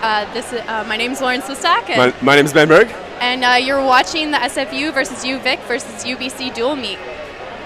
So we've had some incredible action in the first half, the first third, I should say. So we've got we had the 50 meter out there. We had the strong guys do 200 butterfly. That was intense. Really clutch race for the boys there in that last 200 butterfly. And the girls. And the girls too. Mm-hmm. Yeah, that one was tight. And Komi Stridham with a powerful finish. Mm-hmm. Yeah. And Jesse Gibson. Jesse Gibson's, that was awesome. Both very strong swims. Yep. What else do we have? We had 100 breast. The 800 freestyle as well. The 100 breast was crazy. That was I really enjoyed that one. All right, so let's get back to the action. Yeah, we're back in action. We're going to be back in action with the first event we have up is the 100 meter freestyle. So we just had the sprinters do a 50 meter freestyle, and if they're doubling, this is going to be a really intense back-to-back for them, the sprint freestylers. So we're going to do the 100 meter freestyle, follow that up with the 200 backstroke, and the 200 breaststroke, and we'll carry on from there. All right, and you can see on your screen on the left there, we can see the order of events. So this 50 freestyle, 100 freestyle back-to-back, that's going to be exciting. We're going to see what the action's going to show here. Who do we have first? We have 2 SFU freshmen in this heat. Should be exciting. All right, so we have, Jordan Donor and Tassa Marchese. What do you think the chances I'm saying that right are? Probably very slim. That's why I didn't pronounce it at the start. Maybe it's Italian. There's Jordan in the blue goggles. Yep. Having our game face on. Ready to go. Music's off in the building. Athletes are ready to roll. This is fast, this is aggressive. And here we go.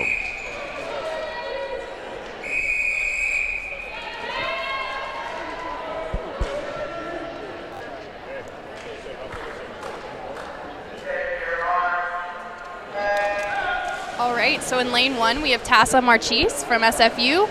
In lane 2, we have Paige Bergen from UBC. In lane 3, we have Alice Gentleman from UVic.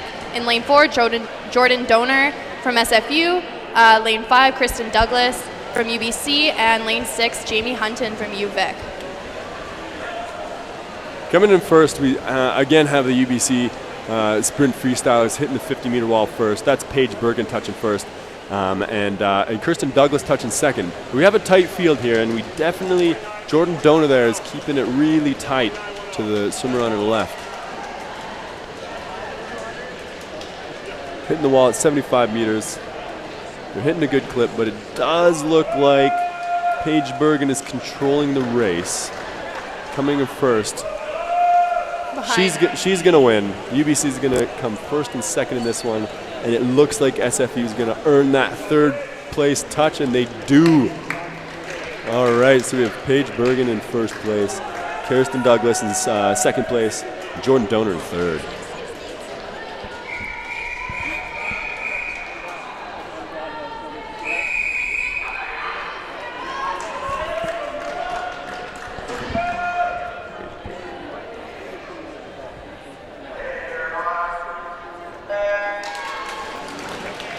Heat 2. In lane 2, we've got Marina Komisky, SFU. In lane 3, we've got Lauren Taylor, UVic. Lane 4, Sarah Whalen, SFU. Lane 5, Allison Ballantine, UVic.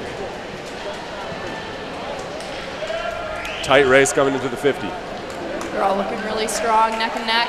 It's looking like Sarah might have the turn. No wise man would call this race at this point. All tight. I would hazard that Allison Ballantine looked pretty strong off that wall, but I believe they're going to hit the 75-meter wall at the same time. It's going to be who has the stroke rate and the kick coming home in the last 25. Very close race. Oh, Allison Ballantine had the turn, but Sarah Whalen's coming in with a finish. Definitely keeping her head down and hitting the wall. Sarah Whalen with an awesome last 25 to win that heat. Second place is Lauren Taylor UVic, and Allison Ballantine, awesome first part, didn't hang on, ended up in third.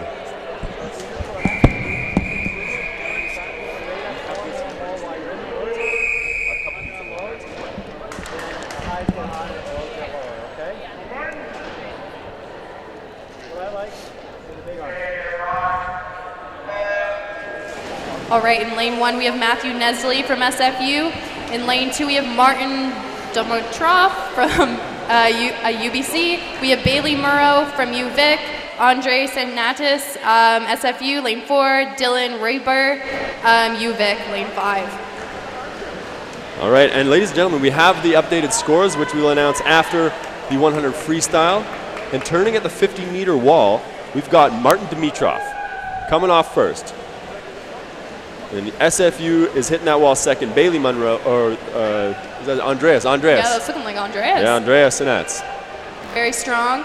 Saw the lifting he's been doing out here. Yeah, SFU's got a very, they're very driven in the gym, and they come up with some very strong swimmers. Mm-hmm. Especially Andreas. Touching the wall first. This is Martin Dimitrov, hitting in at 54.5, and coming in second is Andreas, 56.1.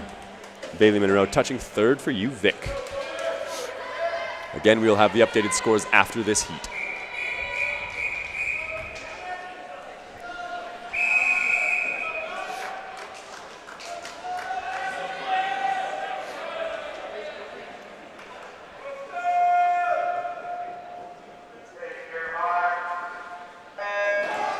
Heat 2, lane 1, we've got Matthew Fuller for SFU. Lane 3, we've got Colton Craig for UVic. Lane 4, we've got Adrian Vanderhelm coming off his dominant win in the 200 freestyle for SFU. Lane 5, we've got Brody Young for UBC. And in lane 6, Ethan Jensen, UVic. And in a stunning turn of events, Adrian Vanderham has a full body length lead at the 50-meter wall, coming in at 24.4. Making it look easy, too. And it looks like second place position at the moment is also SFU. So that's Matthew Fuller in the wall lane at the top of your screen. If he can keep that last 25 together, we're going to have a 1-2 finish in this event. And powerful swimming from Adrian Vanderham. Strong legs, increasing the stroke rate into the wall, extending his lead, touching the wall first in 50.55, under my best time by 0.2 seconds. Matthew Fuller, second place, 53.3, also very strong. Good swim from the senior and the freshman from SFU. In third place, we have Brody Young from UBC.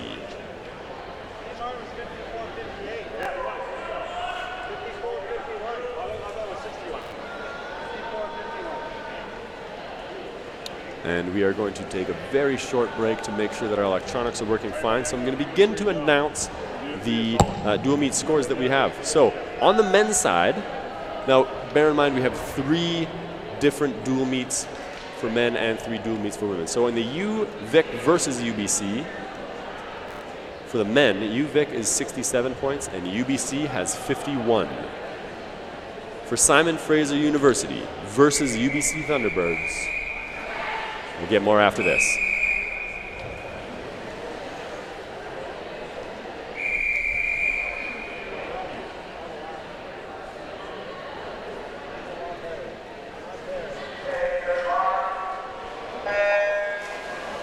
All right, it's looking like it's just the 2 SFU swimmers right now. So we got Kaylee Hardman in lane 2, and in lane 4, Sabrina Porca, also from SFU.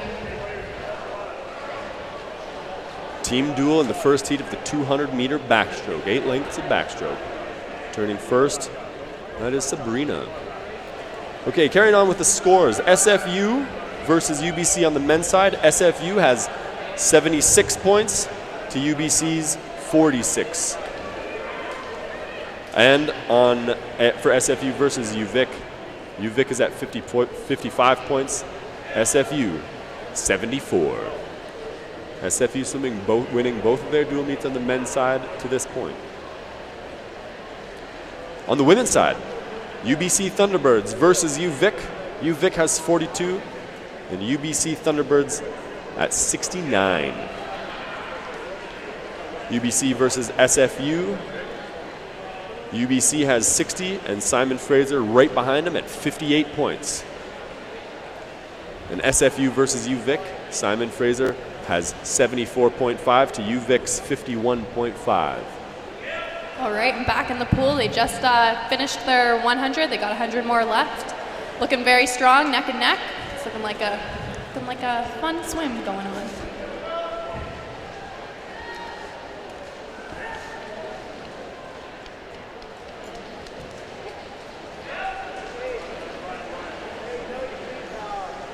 And Sabrina in the front middle of your screen, she's got a strong stroke rate on this third 25. Looks like she's going to be picking up the stroke rate and the legs into the wall.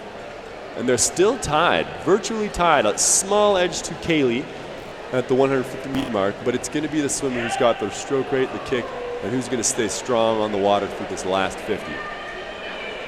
And again, this race between these 2 swimmers is critical because their times are still competing against the next heats. So if they can post a really strong swim, if they can push each other to go very fast and to excel in their heat, they can earn some points in the total score as well. Kaylee Hardman pulling away through to the finish.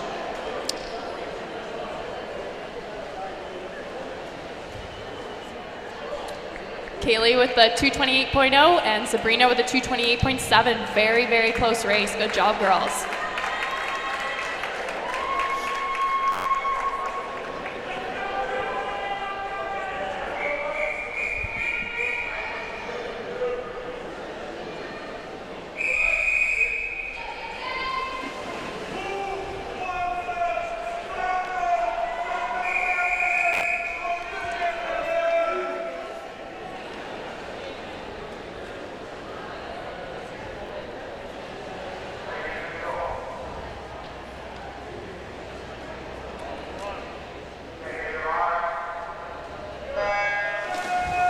Heat 2. Lane 1, swimming for Simon Fraser, Kennedy Lowen. Lane 2, swimming for UBC, Olivia Ellard.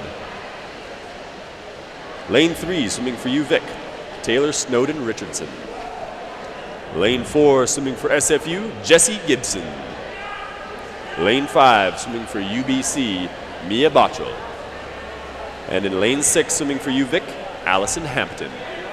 And through to the 50-meter mark, we've got a slight lead to Olivia Ellard, but keeping right on in there is Jessie Gibson's in lane 4.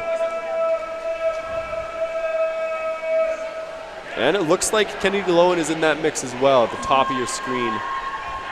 The angle's a little weird on the screen, but she's in there.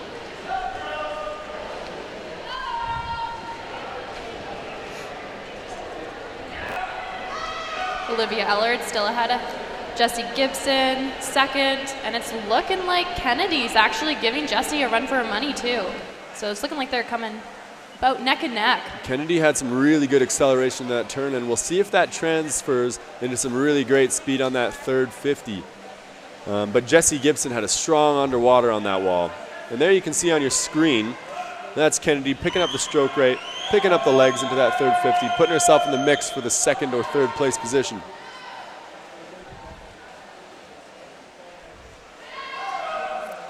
Olivia Ellard, very strong, controlling the race, coming to the 150-meter mark with a very, very strong lead.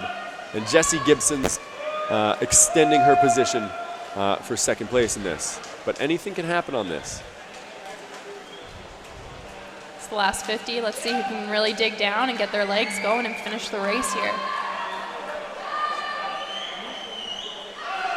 It's looking like Jessie's definitely pulling ahead from the third place girls. Tight race for third. It looks like Kennedy lost a little bit of water on Taylor Snowden Richardson. But right now, touching the wall, on the right side of your screen, Taylor Snowden Richardson with a dominant 2:14. Very fast, very controlled swim. 2:20 in second place for Jessie Gibson's. And in third place, we do have UVic's Taylor Snowden Richardson. 2:22.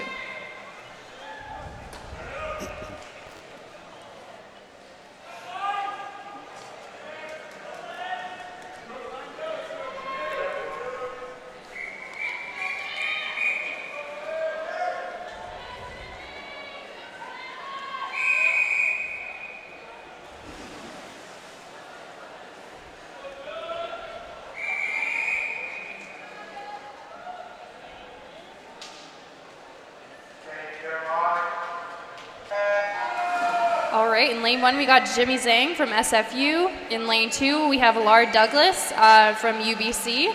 In lane 3, we have Jack Savage from UVic.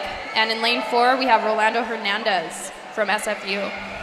And Rolando hits the 25-meter wall first. He's a tall, strong man with some really good top-end speed. But you can see he's swimming very smooth through the water, so he should be able to maintain this speed through the race. And between Jimmy, Laird, and Jack, they're all hitting the wall at virtually the exact same time on the first 50.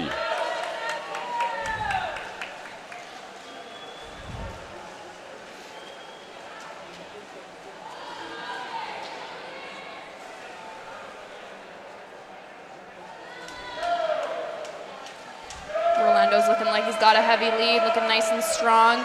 And Jimmy's looking like he's second. Jimmy took a good turn there and put himself a little ahead of his competitors in lane 2 and 3, although Laird Douglas is making sure to match him on that acceleration. We'll see who has the intensity on this third 50, whose strategy is going to pay off at the end of the race. Certainly Rolando looks to be in control of this race.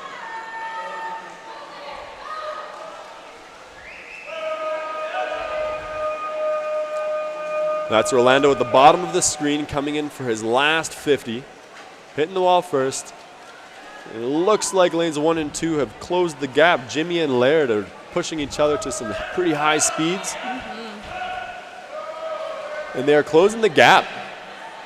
Rolando is getting the gap closed a little bit, but did he extend his lead enough early on in the race? I think he did. We're about to find out. Oh, he's got to get his legs going. It's looking tight.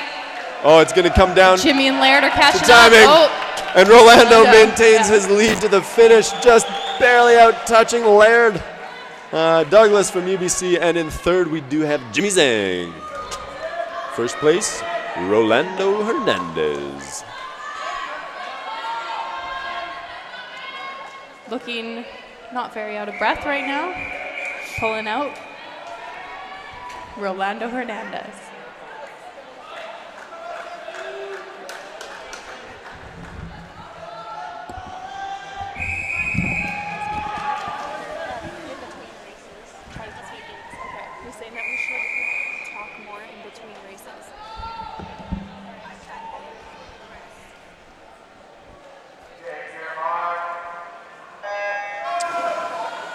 Second heat of the men's 200 backstroke.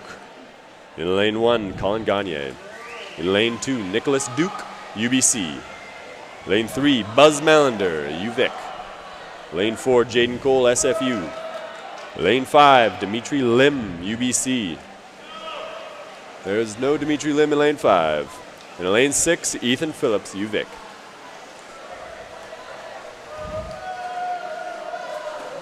It's looking like Nicholas Duke is out ahead. And then we have both Colin and Jaden looking like they're second.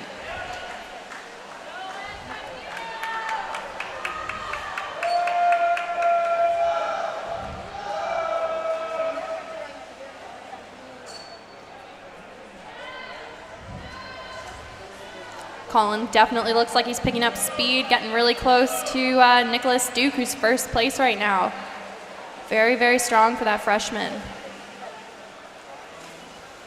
A tight race for first and second in lanes 1 and 2 between Colin and Nicholas, and a really tight race for third and fourth between Buzz and Jaden. But that could be mixed up before the end of the race. This third 50 often is a real big change. Can see a lot of big changes in the race. That's when the cramps start kicking in, the arms start hurting. Just got to dig down and see who can really finish the race. Nicholas Duke showing some strength and composure leading into that last 50-meter turn. It's a really strong underwater dolphin kick, coming up with control. However, Jaden's looking like he's picking up speed, pulling away from Buzz, getting pretty close to Colin. Jaden is securing his third place position, and he may have the time to challenge for a second place position as well. But if you look at Colin at the top of your screen there, that is the most aggressive finish to a 200 I can remember seeing in a long time, and he might take the finish. Oh my goodness. Oh my gosh, what a finish. Incredible swimming by Colin, but he loses the touch to Nicholas Duke, who had a really composed, really well put together swim. And in third place, our boy Jaden Cole. Jaden Cole, SFU. So we're winning all three events on the both duels on the men's side. SFU is ahead. Do you think what you've seen so far in this second section, do you think SFU is showing the composure and the strength to maintain? Oh yeah. We'll see.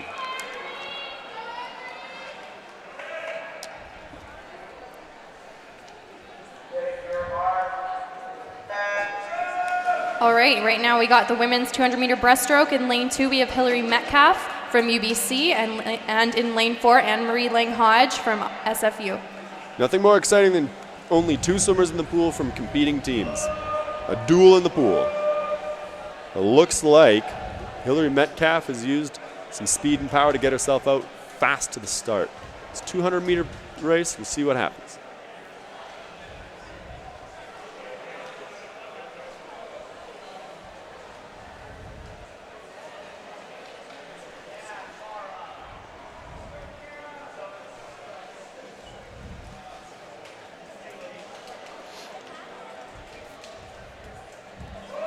In the yellow cap, that's Hillary Metcalf, looking really strong, shooting forward, really using her kick. You can see as she drives forward, it looks like her body's skimming along the surface.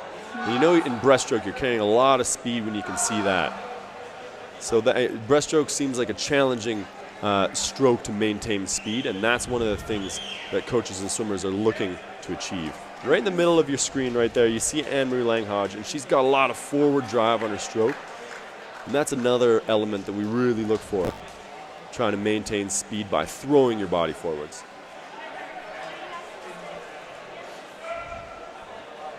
So we have a dominant swim at the moment by Hillary Metcalf at the top of your screen for UBC. And again, she's trying to put together a competitive time that's going to challenge the swimmers in the next heat as well.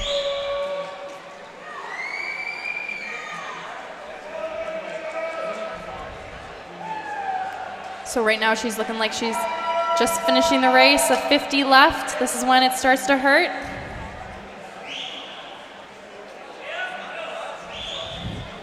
There's Anne-Marie just getting ready for that turn.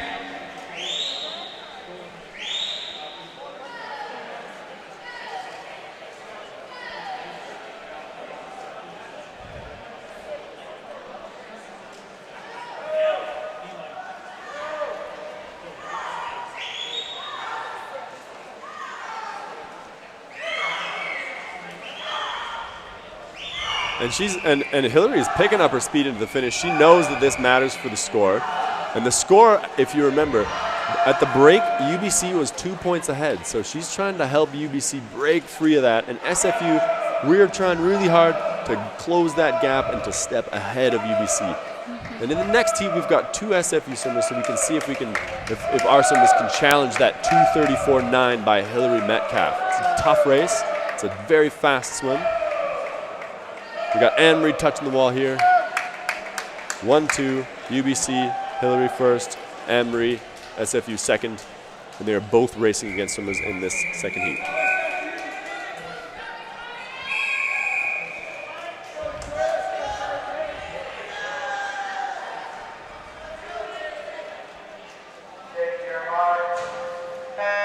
All right, so in heat 2 for the women's 200-meter breaststroke, we have Jamie Ma from SFU in lane 2. We have Kara Wilson from UVic in lane 3.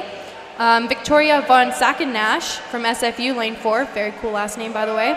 And then Jamie Hellard from UVic, lane 5. UVic is putting out a powerful start here. And on your screen there, the swimmer you can see was Victoria von Sacken-Nash. She's the one right in the middle there. And they're actually going to touch this wall in a very tight race. So although the first 25 was apparently dominated by UVic, coming back on that second 25 of the first 50 shows that we're not quite sure what's going to happen in this race that early on. Yeah, it's definitely looking like an SFU UVic showdown right now. And viewers at home, if you were just walking by the video screen, that was Adrian Vanderhelm saying hello to you at home, making sure you're watching and cheering for SFU.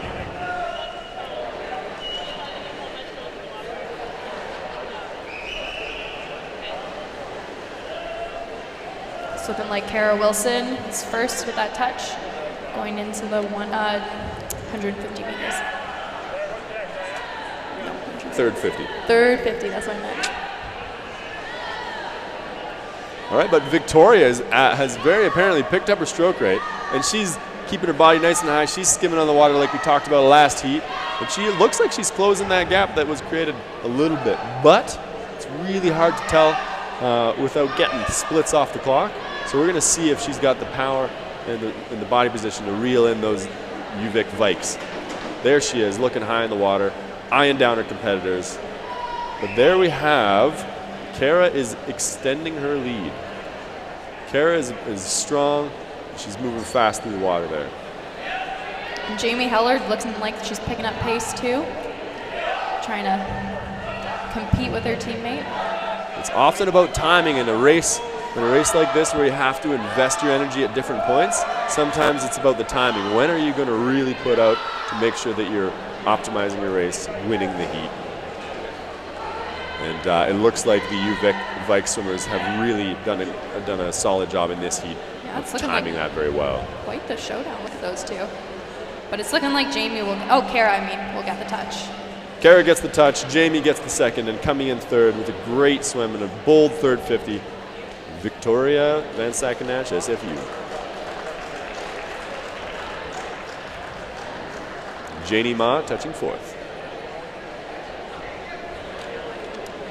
All right, so we need to see now whether our SFU women if they have the opportunity, if they're swimming to the level that's going to get them in points to pass UBC. Right now, they're ahead of UVic. UVic, as exhibited by that heat, they're trying to gain points. SFU has to hold their position, and they have to gain on UBC on the women's side.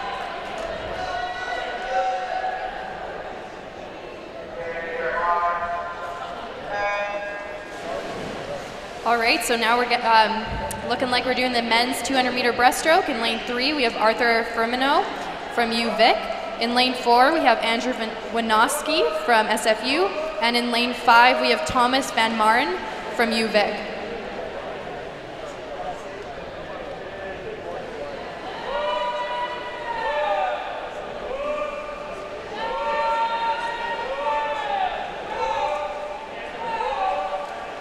And if you look at the top of your screen, you have your UVic Vikes swimmer, which is Arthur Firmino. And often in men's 200 breast, it looks like they're spending more time underwater than they are over the water. And Arthur is showing that off, and that is the power from the legs. So if you're ever wondering what it feels like to be a 200 breaststroker, and you haven't tried it before, think about just doing a squat and holding it for 200 meters worth of absolute power.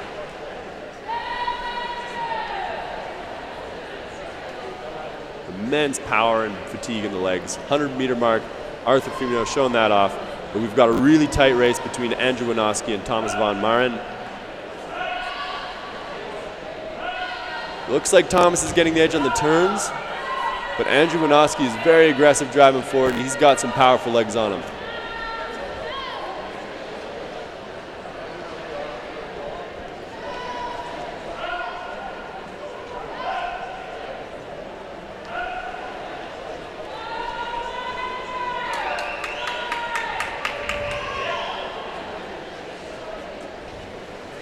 Arthur getting into that last 50 meters. Nice pull out, looking nice and strong. Again, 1-2, Thomas, and then Andrew Winoski. It's definitely going to be a tight race for second place. On your screen, you see Arthur Firmino turning, but there on the bottom left, you see the tight race between Andrew and Thomas. They're turning at pretty much the same time. Thomas has the edge, but Andrew, he's a competitor. He's going to try to reel him in, but it's going to come down to who has the power, the rhythm, and the body position on this last 25. Arthur Firmino touches first. What's this second race going to be? Yeah. And it's Andrew Winoski. 2:28.6. Nice swim. Saving it to the last second, and that's the strategy. He had the last 5 meters energy, worked out. And here we have Heat 2. Men's 200 breaststroke.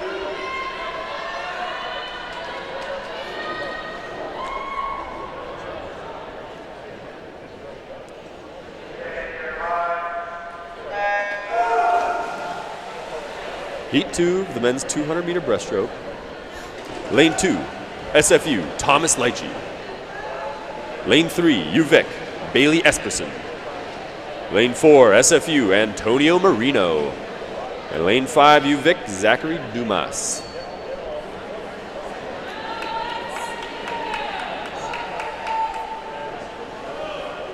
It's Antonio Marino in the middle of your screen there.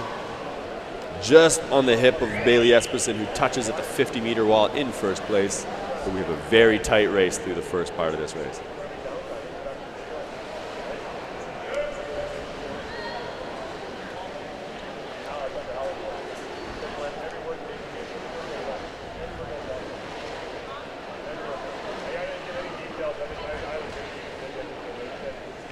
And it's looking like Thomas is getting his way to third place, looking very strong. He always has a very good finish, last 100. Likes to stay nice and controlled that first 100.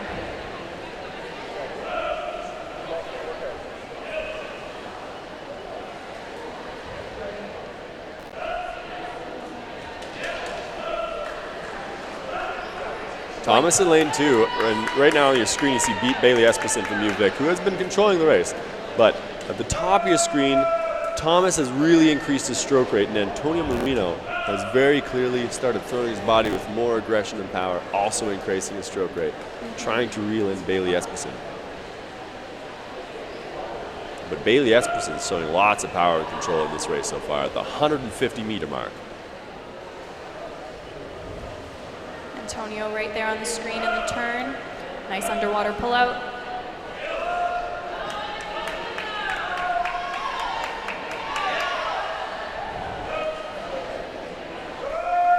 So it's looking like Bailey Esperson will be secure in his first place for UVic. Antonio Marino has the control, the power, and the speed, and he looks like he's going to be secure in his second place finish. But there is now a race for third between Zachary Dumas, who's really pulled it on in the last 75 meters for UVic, and Thomas Leitchie. But Thomas Leitchie is showing the speed on the finish. Touching the wall right there, that's Antonio Marino, second place finish. And in third, Thomas Leitchie really pulls away in the last 20 meters. The 228.2.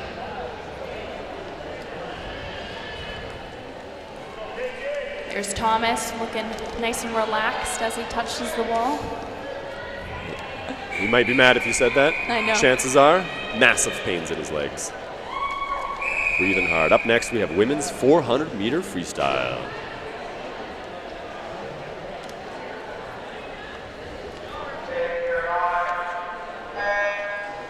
All right, so in heat 1, we have Paige Bergen from UBC Thunderbirds in lane 2. Alice Gentleman from UVic in lane 3. Kate Rosachuk from SFU in lane 4. And Jamie Hunted from UVic in lane 5.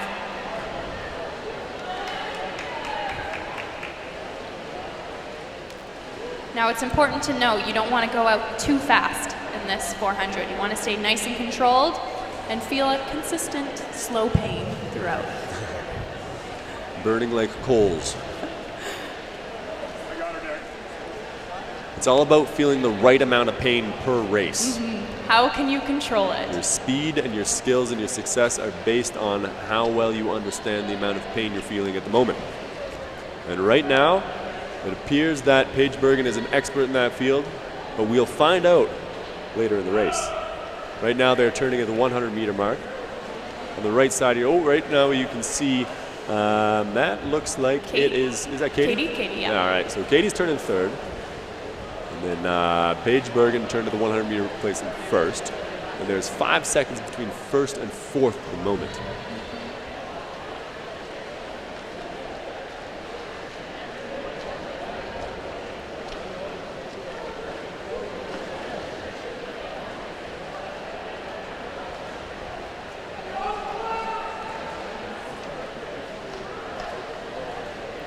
All of these girls look very consistent, very rhythmic.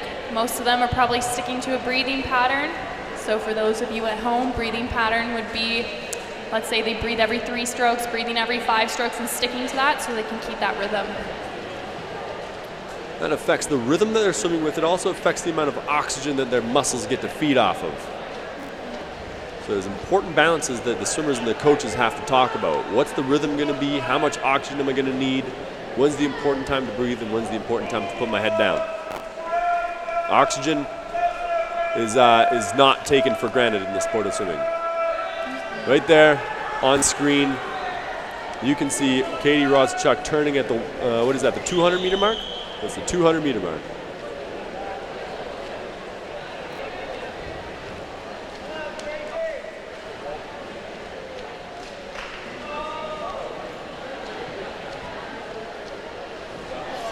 For those of you at home wondering why is someone putting in numbers in the lane, it's for NCAA regulation. You need to do that for anything over 400 meters. It's expected in every heat. And it tells you pretty much you got 5 more lengths left or whatever that the counter says. We've got quite a lot of separation between first through fourth. But the most intense race at the moment appears to be Katie Roszczuk and Alice Gentleman, UVic and SFU.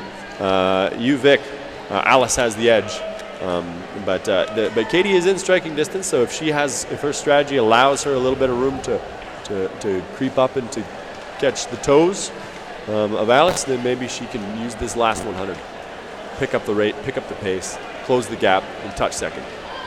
But right now, it does look like there's some reasonable security in each swimmer's position in the water. First place at the moment, Paige Bergen. Second place at the moment, Alice Gentleman. Third place at the moment, Katie Rosachuk. Fourth place at the moment, Jamie J. Hutton.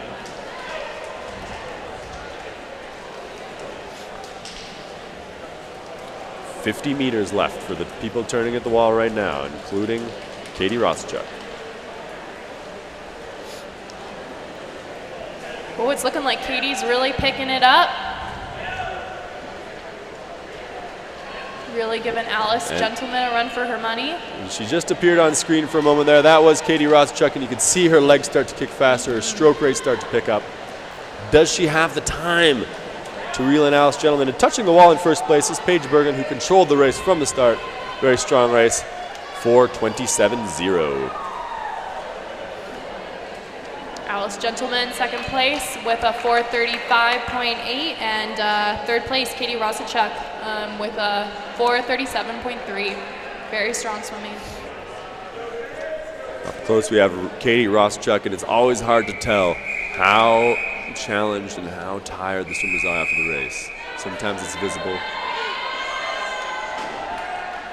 Heat 2.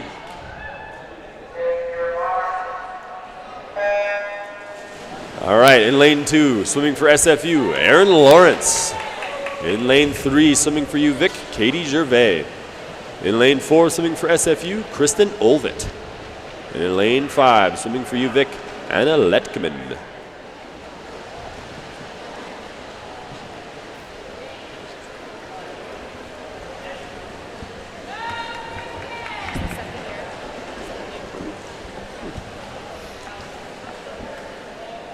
All right, so all these girls looking really strong. You got the senior from UVic, Caitlin Jervis. We also got Kirsten Olvit and Erin Lawrence just right behind her. Those three girls are all very strong at the distance events. You know, they're always there for that 1,500, 800, 400 meters. Very, very tough girls.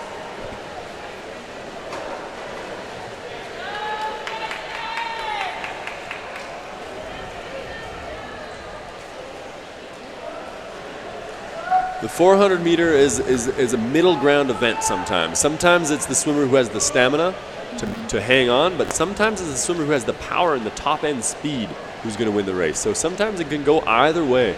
And so at this point, it's hard to tell. It's hard to tell whether the swimmer who hangs on the longest or the swimmer who has the greatest top end speed is going to win the race. But right now, at the moment, Caitlin Gervais turning in first place at the 150 meter mark, very closely followed by Erin Lawrence and then Kristen Olvit from SFU. Yeah, it's looking like both those SFU girls are neck and neck for second place. Classic V formation, turning at the wall.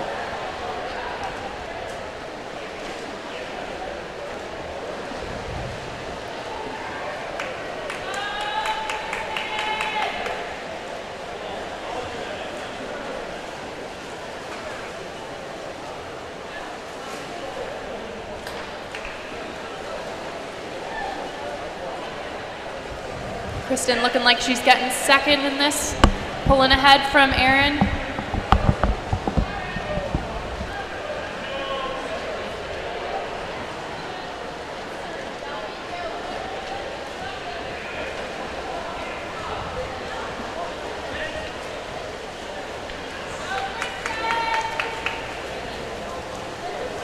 Again, Caitlin in lane 3, getting into that turn. Kristen looks like she's pulling ahead just a little bit from Erin.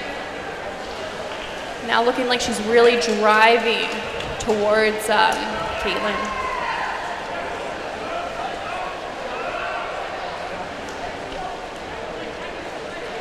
All right, so as you can see from the timers, or not the timers, but the card holders, is that was just their 5th length right there. They got a couple more to go.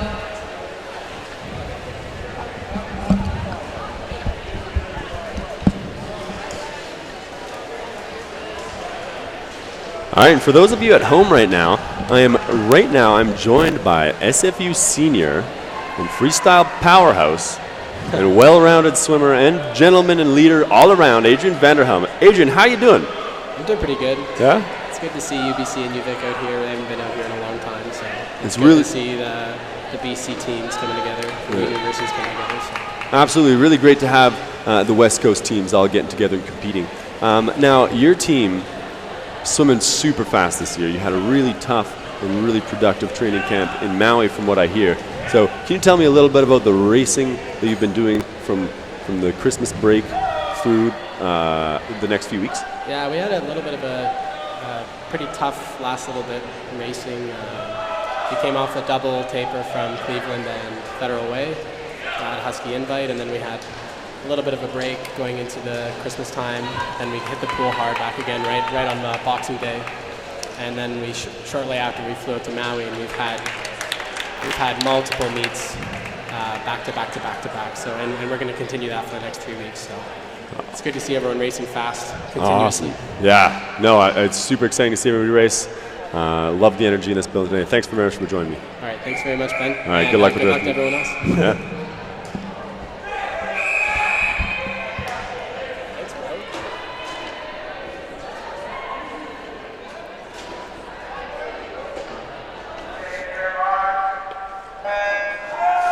All right, ladies and gentlemen, at home, that was Adrian Vanderhelm.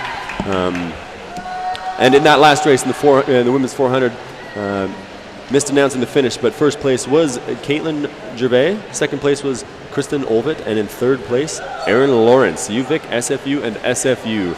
And now we have the first heat of the men's 400 freestyle. Lane 1, Alex Winoski, SFU. Lane 2, UBC, Martin Dimitrov. Lane 3, UVic, Jack Savage. Lane 4, SFU, Micah Lau. Lane 5, UBC, Connor Wilkins. And Lane 6, UVic, Riley Wilkins.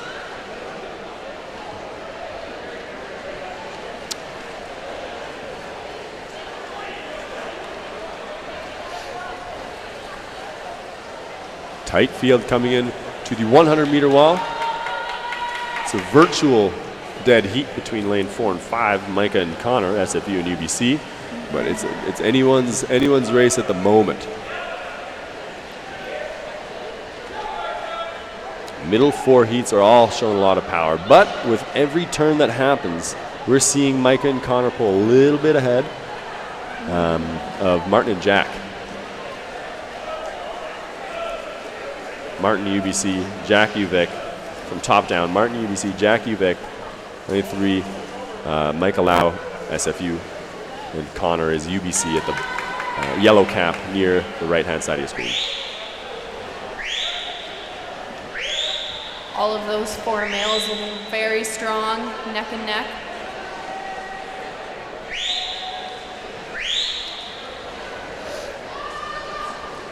Now, it looks like both UBC's athletes, but particularly Martin Dimitrov, have just made seriously aggressive moves, and Martin has come up from 3rd or 4th place to a 1-second lead, a 1.5-second lead in first. And at the halfway point, that is significant. That is a powerful move. It shows great control in the race, but there's still 175 meters to go. It's looking like Connor is pulling away a little bit from Micah. However, Micah's looking like he's not quite done with him. He's still going to keep on fighting.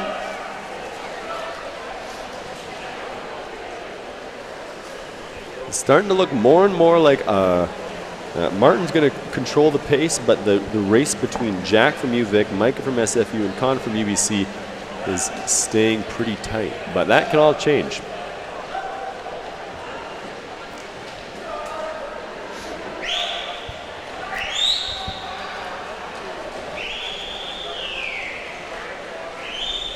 Top of your screen there is Martin Dimitrov, just turning, looking really strong. There's Micah on your screen right now. It's looking like he's sitting at 3rd place. 2 UBC males pulling out ahead. You can see Micah on the right-hand side of your screen, just above and behind Connor Wilkins, who's the yellow cap below him. They just left the screen. We got a close-up Let's try to see how Mike is doing. Looks strong, looks intense. Can he maintain his speed though? Coming off the wall, he's got a secure, like a strong third place position. And turning there on your screen, Martin Dimitrov coming in fast for the last length.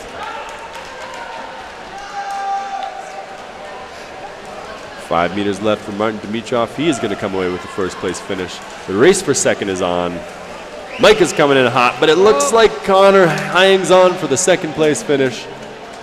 And just behind him, SFU's Micah Lau with a very powerful, but not quite enough water left on that last 25. Just a 0.1 difference there. 0.15 for me technically. Let's not exaggerate. Heat 2.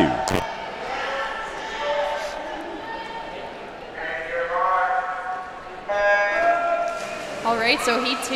In lane 1, we have our Tim Winoski from SFU. In lane 2, we have Dimitri Lim from UBC. We do not have a Dimitri Lim. Oh, he's not here. Okay. And then we have Ethan Phillips from UVic. We have Mackenzie Hamill from SFU. We have Stuart from UBC, and then Austin Phillips from UVic.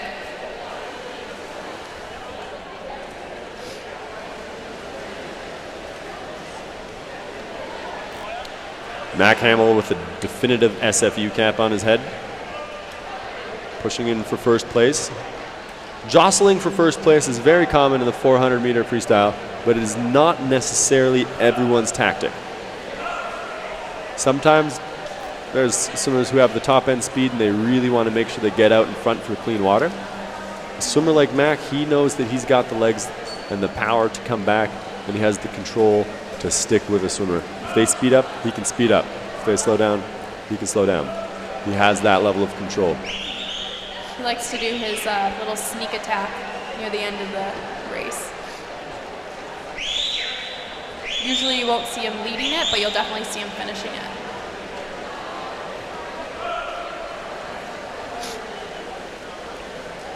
$150-meter wall, we can start to see a few things break apart, but there's a definite challenge for first place between Mac Hamill and Ethan Phillips. And hanging on to that group is Stuart from UBC. And those three are really starting to form the front end of the group. Austin is hanging on by a body length or two, and Tim about the same. But the control is happening in the middle of the pool right now. And Mac's going to hit the turn first place. Oh, just 1/100th behind. So it's a virtual tie at the 200-meter mark.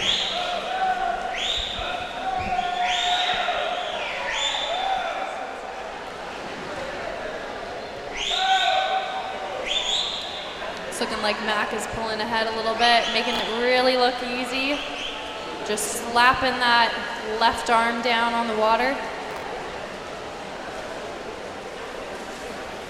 Mac has now taken the lead, but it's only a quarter second.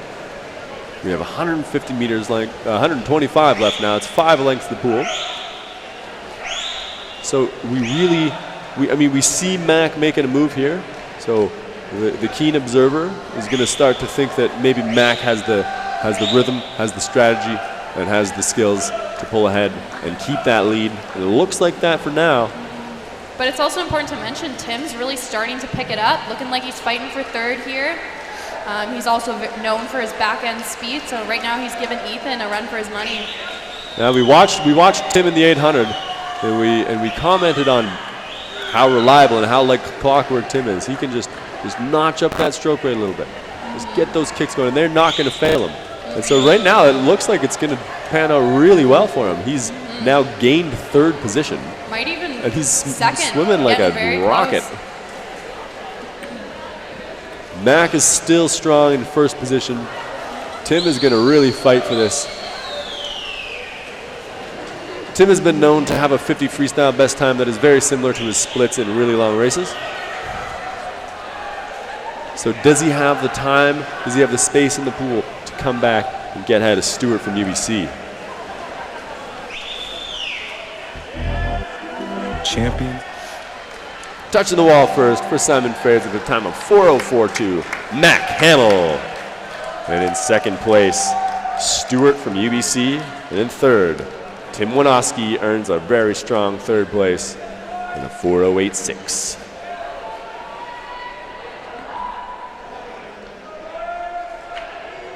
Coming up next, we have the women's 100-meter butterfly.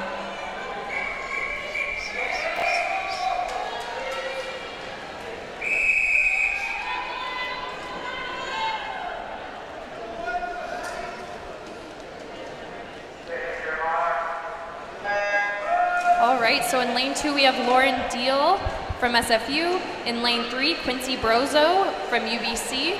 In lane 4, we have Hattie Sun from SFU. And in lane 5, we have Mia Bottrell from UBC.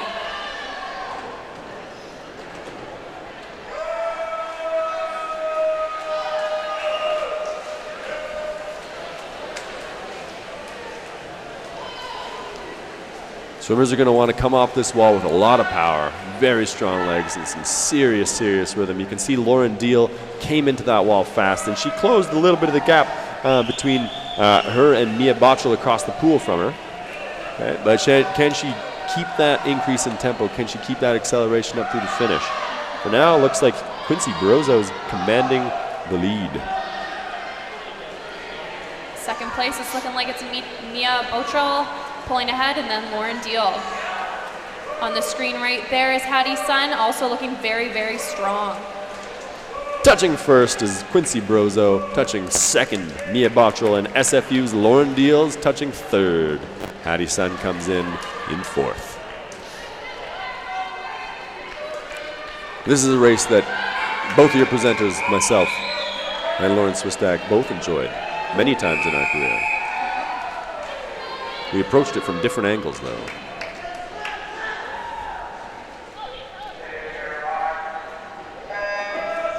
Heat 2.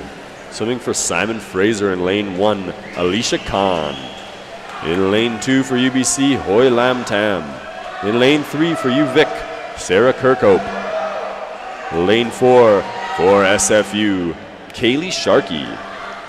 Lane 5 for UBC, Kirsten Douglas. And lane 6 for UVic, Taylor Snowden Richardson.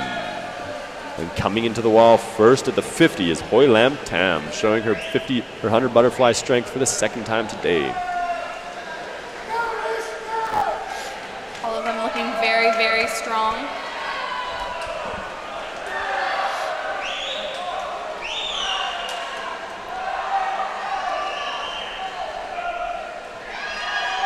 Kaylee Sharkey, that's what you see at home, folks. Looking really strong. How tall is she? 6'4"? Oh my 6'2"? gosh, at least 6'2"? 7. At least 7 feet. At least 7 feet, yeah.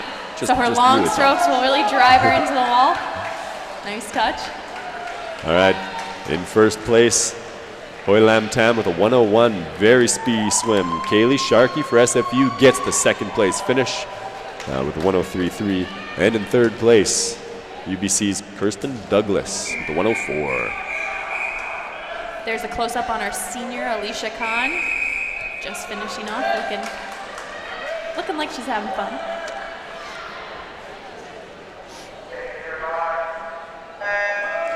All right, men's 100 butterfly heat 1. Lane 2, Reese and Yu. Lane for UBC. Lane 3, Dylan Reiber, UVic. Lane 4, Andreas Sinatz for SFU. And lane 5, swimming for UVic, Bryce Mulder. This is heat 1 of the men's 100 butterfly. Now, when I was swimming 100 butterfly, I would try to do my absolute fastest first 50, and then I'd see if anybody could catch me on the second 50. Turns out, usually they could. Now, Lauren, how did you usually approach this? A little differently, I imagine? Mine was the same, about the same, but it was usually slower than my 200 fly split. Ah. So, butterfly's a very fickle race, It's a fickle race indeed.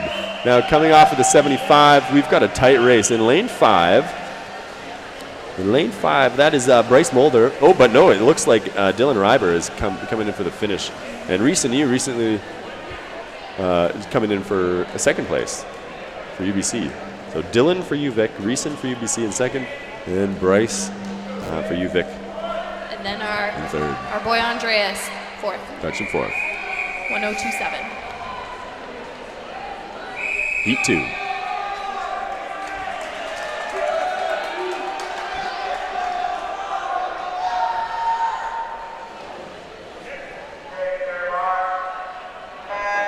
All right, so heat 2 of the men's 100-meter butterfly. In lane 1, we got Amar Fezik from SFU. In lane 2, we have Nicholas Duke from UBC. In lane 3, we got Ethan Jensen from UVic. In lane 4, we got Gabriel Lee from SFU. In lane 6, we have Daniel Greer from UVic. It's looking like Gabriel Lee is going to get that touch. Gabe Lee comes in with a 26.3, a very quick split at the 50-meter mark. Making it look easy. It's important in swimming not to look like you're trying too hard. You want to win. That's priority number 1. Priority number 2, make it look easy. And he's maintaining that speed coming in at the bottom of the pool in lane 6. We do have Daniel Greer with a very strong finish, but a commanding win for Gabe Lee, going 55.8. Second place, Daniel Greer for UVic. And in third, Amar Fezik out of lane 1, coming in third. And there he is. Look at the man. Strong swims from your SFU swimmers. All right, so right now we just have a break, and we'll be back at it at the pool in about 10 minutes. And in the interim, we are going to have the senior presentation, a celebration of SFU seniors. Champions know how to seize opportunities. When they see moments of greatness unfold right before their eyes, they push as hard as they possibly can, and then they push harder. Because the heart of a champion never settles, never quits, and never stops giving its all. We are champions. We are Division II. We go big, we give it everything we've got, and we win. On the field, on our campuses, in our communities, for our causes, in our careers. We rise to become champions in everything we do. We are Division II, and there are no limits here. We make our time count. We set our own path. We become champions on our terms. It's time to up your game, because we're here to play and learn. But most importantly, we're here to discover ourselves, our vision, our heart, our drive, to achieve every goal we aim for, because we want to be champions at the highest level, life. At Division II, the opportunities are here. Are you ready?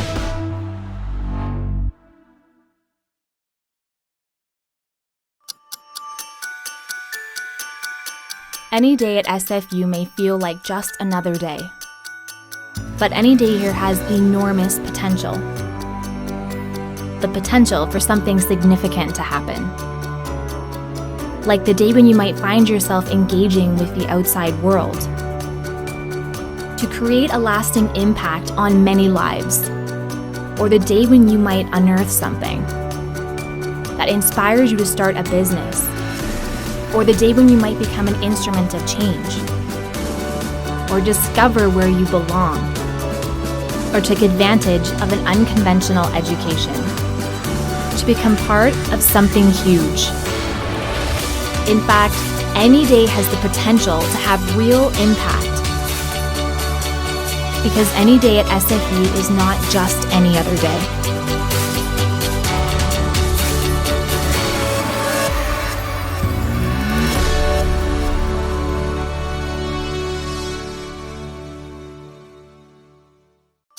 If I lose, I'll respond with respect. If I win, I'll back it up with humility. If I fail, I'll rise up with honor. It's tough for us to put it all on the line. Don't undo my hard work with poor sportsmanship. Respect. It's the name of the game. I'm stuck. not in a good headspace, and I really need to talk to someone right now. My roommate seems depressed, and I don't know how to help. I try everything to make her day better, but I just don't know what to do. I've been struggling to balance school, athletics, and the rest of my life. I've been really overwhelmed, and I'm not quite sure what to do about it. My parents expect me to be a doctor, but that's just not what I want at all. They'll be devastated if they find out I'm changing my plans. I miss home, my family, and my friends. I'm just really lonely here. As a student athlete, I'm expected to handle almost everything on my own. Sometimes, I could really just use someone to talk to.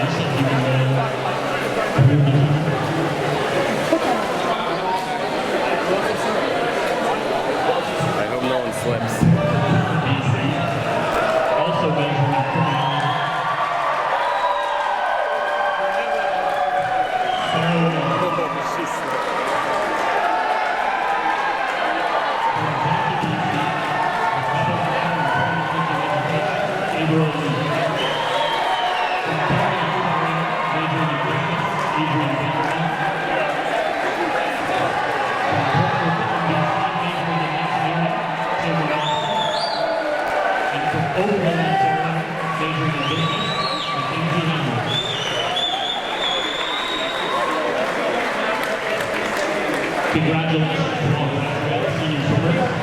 Our meet will resume in 5 minutes. 200 meter individual.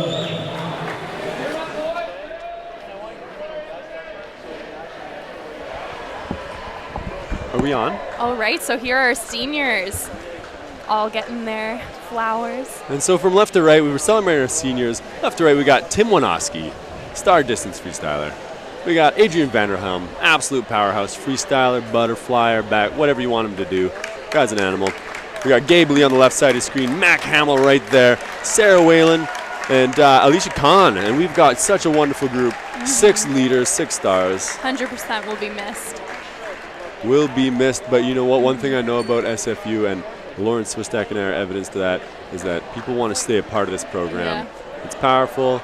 It's exciting, and everyone becomes a family. And like, look at those. Look at those jokesters. Look at those jokesters. Just really proud to have been able to swim with the ones that I did, which was 5 out of 6 of them. Proud to have been part of that program, part of that team. And you know, you never do leave. You're always at the pool, always cheering on your SFU team. So even though they're seniors and retiring or going on to other things, they're still going to be here at the pool, cheering on and their swimmers and their teammates. Yeah, and hopefully we can see some of them continue on. If they have a swimming dream, continue on with that swimming dream. Olympics, national team, whatever it might be. And I know all of them are going to be stars in their chosen academic field. Whatever they move on to do, they have the skills, they have the character, they have the integrity and the focus. Yeah. They can do it. It's really cool. Hugs all around. Yeah, incredible relationships that are built on this program. Love to see it. Corey Beaton, Adrian Vanderhelm having a moment. Surprisingly, we have not seen any tears. I am surprised. Yeah. Maybe Alicia, a little. No waterworks. But it's nice to see other teammates giving each other hugs, you know, freshmen, juniors, sophomores, it doesn't matter. Everyone's a big family. Oh, okay. Sarah looks like she's down. Down and out. She's crying. Look at those. I want some flowers. Yeah. Did you bring me flowers today, Lauren? No. Oh, man. Yeah. Oh, I wow. got a gift, though. Did you? Yeah, I got a gift going on. Ooh, that's nice. What'd you get? Or are you going to give it away? I can't give it away yet. I'm giving them to them later. All right. Is it a car? No. Should I move up or down? Is it a yacht? Oh, down. Okay, Down. sorry, down. But All right. there's Alicia giving big hugs. Oh, Yeah. what a It's time. looking like a family affair all around. Everyone's a big family. All right, so we're going to be getting up and rolling pretty soon here. Oh, I'm still loving the hugs. I Hug it out, guys. I know. It's Oh. so fun to watch this. So with this beautiful background, I'm going to share with you the team scores. The UVic versus UBC. UVic is up 113 over 97 for UBC. SFU is beating UBC 140 to 74. And SFU is beating UVic 138.5 to 85.5. On the women's side, UBC is ahead of UVic 121 to 80. UBC is ahead of SFU 110 to 101. And SFU is ahead of UVic 127.5 to 93.5. And Jesse Gibson and AVH giving some hugs around. Oh my gosh. Tell ya. Emotional moment.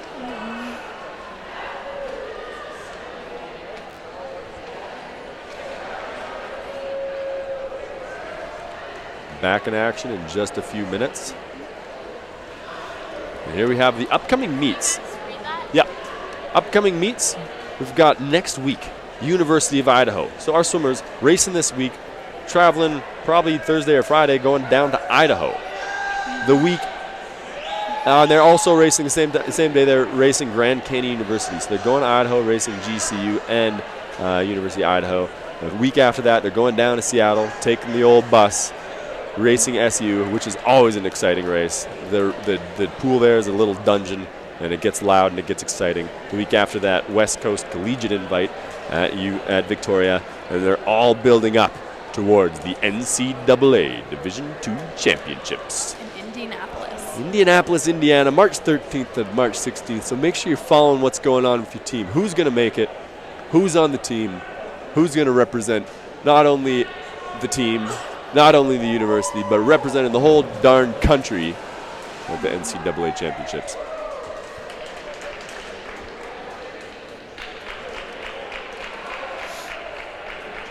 All right, so up next we have the women's 200-meter IM. It's looking like it'll be a strong race. There are the girls getting ready, looking nice and relaxed. There's some smiles going on. 200 IM is always for the watcher. It's a intellectual. It's exciting. It's a clever race. It's tough to know what's going to happen. Mm-hmm. Surprises can happen anytime. Yeah, You could have someone who can barely swim backstroke, but if they crush it breaststroke, whew, Yeah. lights out. Yeah, it really depends on what's your strengths, what are your weaknesses, and can you hold on your weaknesses? Yeah, absolutely. You know, there might be someone who's amazing at fly back breasts, and then freestyle there might be someone who can just pull ahead because they have an amazing 50 free. Yeah, you could have somebody who's a classic 50 butterflyer like me, sprint at the start. And then spend a solid 3 minutes trying to get home at the end. You never know. Anything could happen in this race.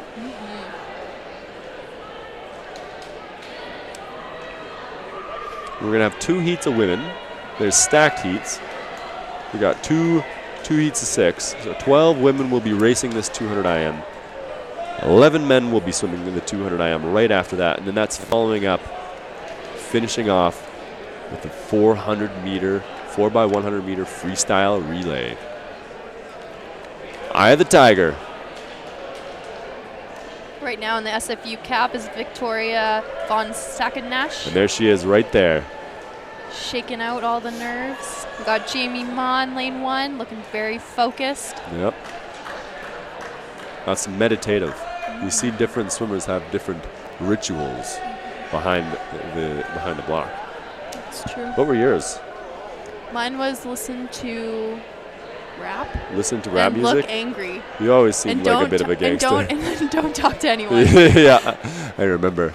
But then there's people like you. Weren't you social? You're like talking to everyone before you're... I know. Look where it's got me. Talking.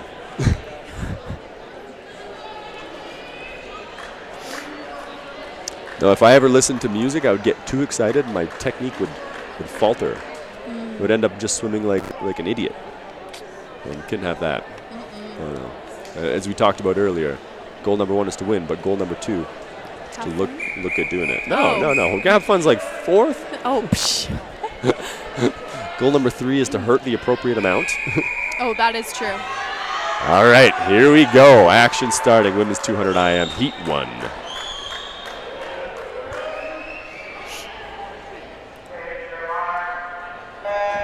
All right, so in lane 1 we got Jamie Ma from SFU. In lane 2 we got Rachel Anderson from UBC. In lane 3 we have Allison Hampton from UVic.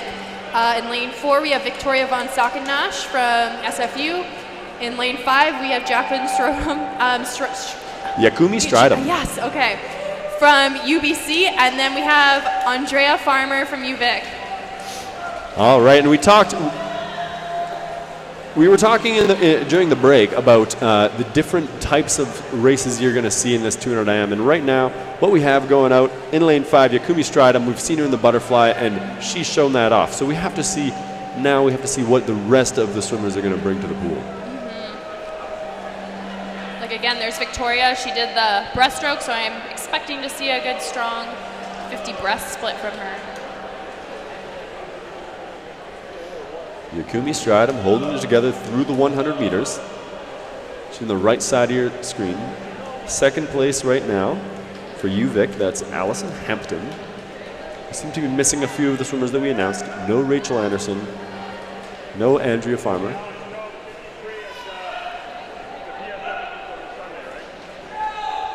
It's looking like our 2 SFU girls, Victoria and Jamie, are neck and neck for 3rd place right now. Both strong breaststrokers.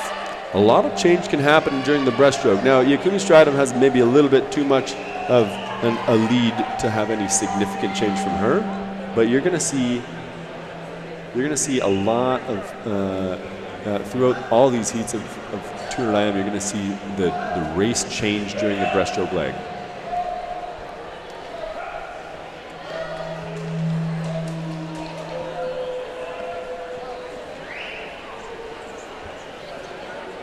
All right, and touching the wall in 3rd place, coming back, that is Victoria von Sackenash. She came back and she's put herself in contention to maybe challenge for 2nd place.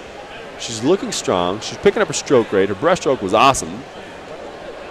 And she's challenging Allison Hampton, who has slowed down her stroke rate a little bit, but she's got some really strong legs coming in. Yakumi Stridham touching the wall right there. She was on your screen. There she is, finishing 1st place with a 2:22.3. It does look like it's going to be Allison Hampton, followed by Victoria von Sackenash in 3rd place with a 2:31. Coming in 4th, Janie Ma, SFU.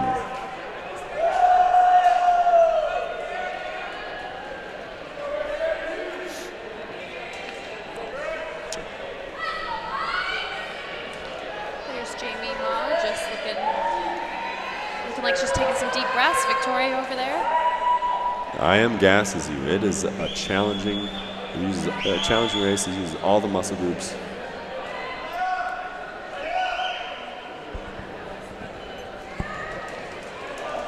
Heat 2, lining up behind the blocks. Hilary Metcalf is lane 5. We've seen her swimming some fast breaststroke. Erin Lawrence, she's who we have for SFU in lane 4. Allison Ballantine, she's been in the mix a lot tonight. Getting a close-up on Erin Lawrence's back of her head. Not even able to see her poker face. It's probably there. Can only guess.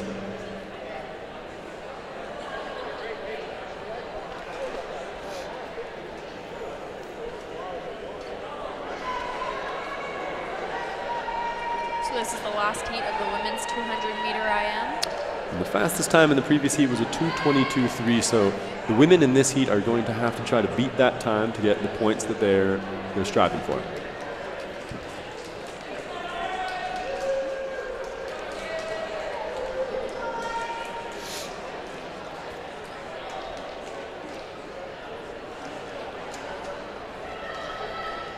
All of the girls looking cool, calm, and collected. Looking like they want to just get up and race.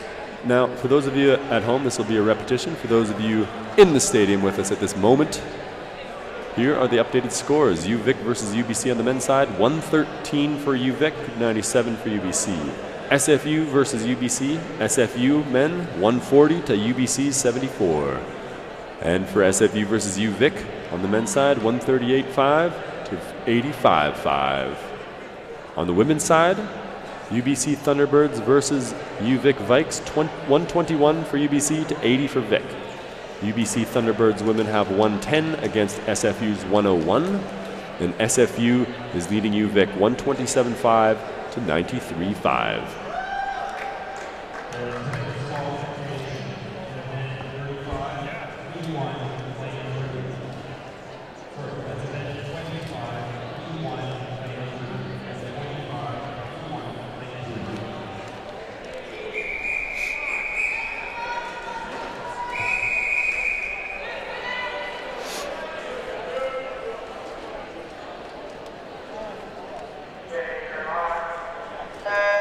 All right, heat 2. Swimming for SFU in lane 1, Kaylee Hardman. Swimming for UBC in lane 2, Maya Brundage. Swimming for UVic in lane 3, Allison Ballantine. Swimming for SFU in lane 4, Erin Lawrence. And swimming for UBC in lane 5, Hilary Metcalf. And swimming for UVic in lane 6, Kara Wilson. The butterfly leg is taken by the UBC swimmers, Hilary Metcalf and Maya Brundage. But closely behind is Erin Lawrence from UBC. Erin Lawrence definitely kept it together on that butterfly and seems to be a very strong competitor in the backstroke leg of this race. So if she can take advantage of the second 25, close the gap with those UBC competitors, put herself in a good position for the breaststroke leg.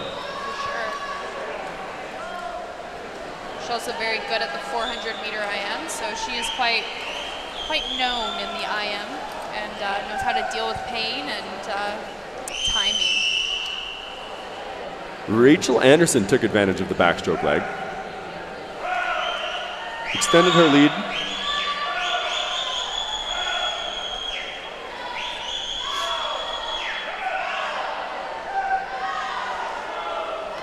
It's looking like the two UBC girls are 1-2, and then SFU in close third.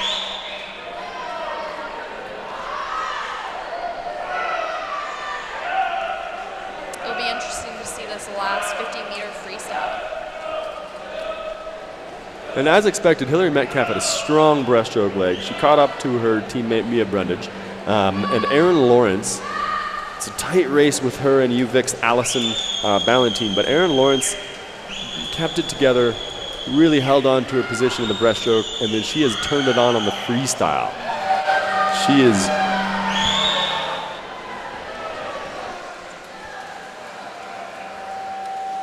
got it turning over. Her stroke rate's higher, kicks are going.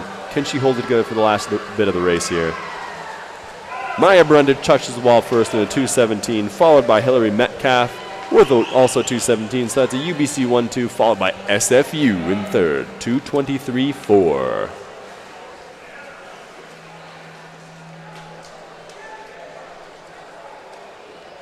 There's the close-up of Aaron Lawrence.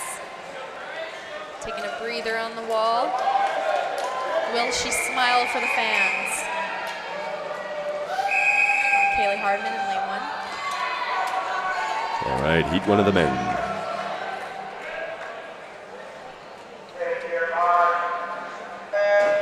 All right, so in lane 1, we got Tim Winoski from SFU. We got Lard Douglas from UBC in lane 2. Ethan Phillips from UVic in lane 3. Thomas Leachy from SFU in lane 4. And Bryce Mulder from UVic in lane 5.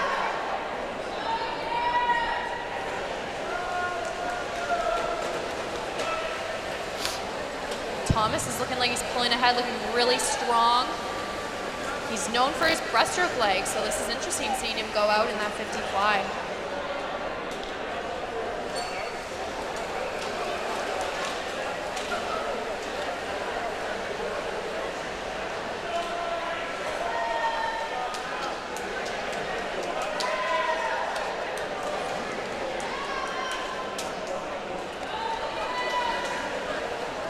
The backstroke seems to have been taken over a little bit by lanes 2 and 3. That's Laird Douglas and Ethan Phillips from UBC and UVic respectively. They've turned and they've come in really strong into that backstroke leg. They took that one over, but breaststroke again, backstroke and breaststroke are often the swing vote in the democratic process of 200 IM. And here we have Thomas Leachy, as was mentioned. Lauren said that he's got a powerful breaststroke, and we can see it now. He's reeling in Ethan Phillips. Laird Douglas seems to be holding on to his position. And it's also important to mention that Tim Winoski is also very close behind Thomas right now. So it's looking like it's almost a race for third place with SFU right now.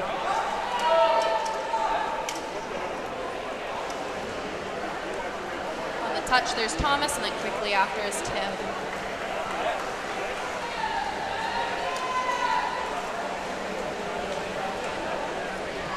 Laird Douglas holding on to a strong position in first place of the first heat of the 200 IM.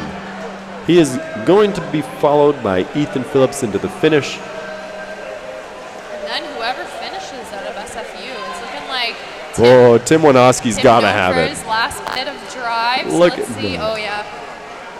Oh my gosh, and the photo finish goes to Tim Winoski. Yes, Tim Winoski, and then Thomas right behind him.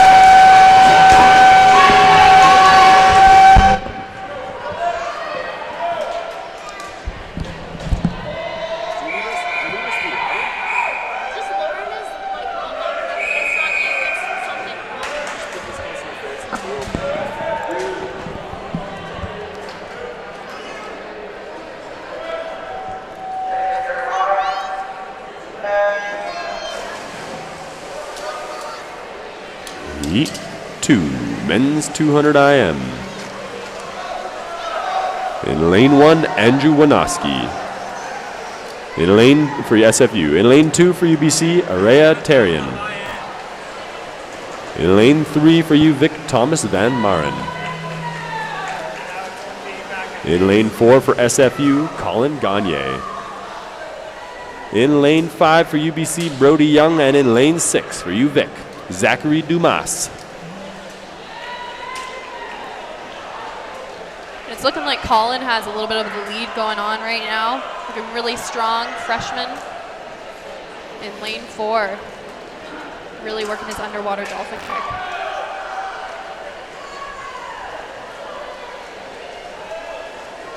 It's important to note that his last name does in fact mean win in French, so we'll see if that will be a serendipitous happenstance or if he can hold on. He's coming in strong on that breaststroke. He looks good. He's on top of the water. He's got some powerful breaststrokers coming up behind him, though. Lane 5 looks strong. That will be Brody Young from UBC.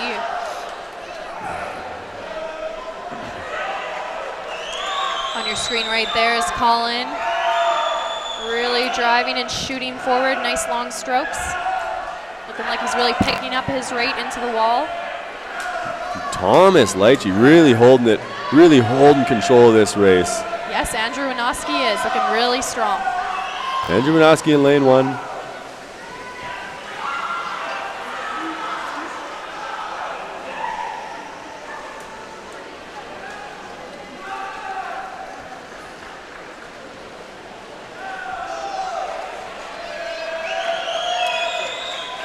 There's Colin finishing up right now, just driving into the wall with a 2:05.7.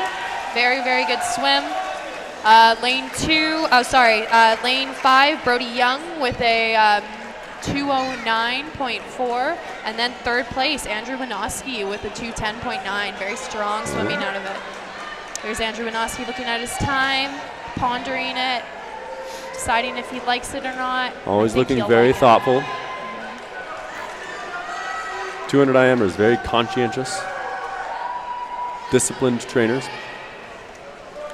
Up now, we've got the women's 400-meter freestyle relay. This is the last race for the women tonight. Last chance to get some points, last chance to make it happen. Who's going to come out on top?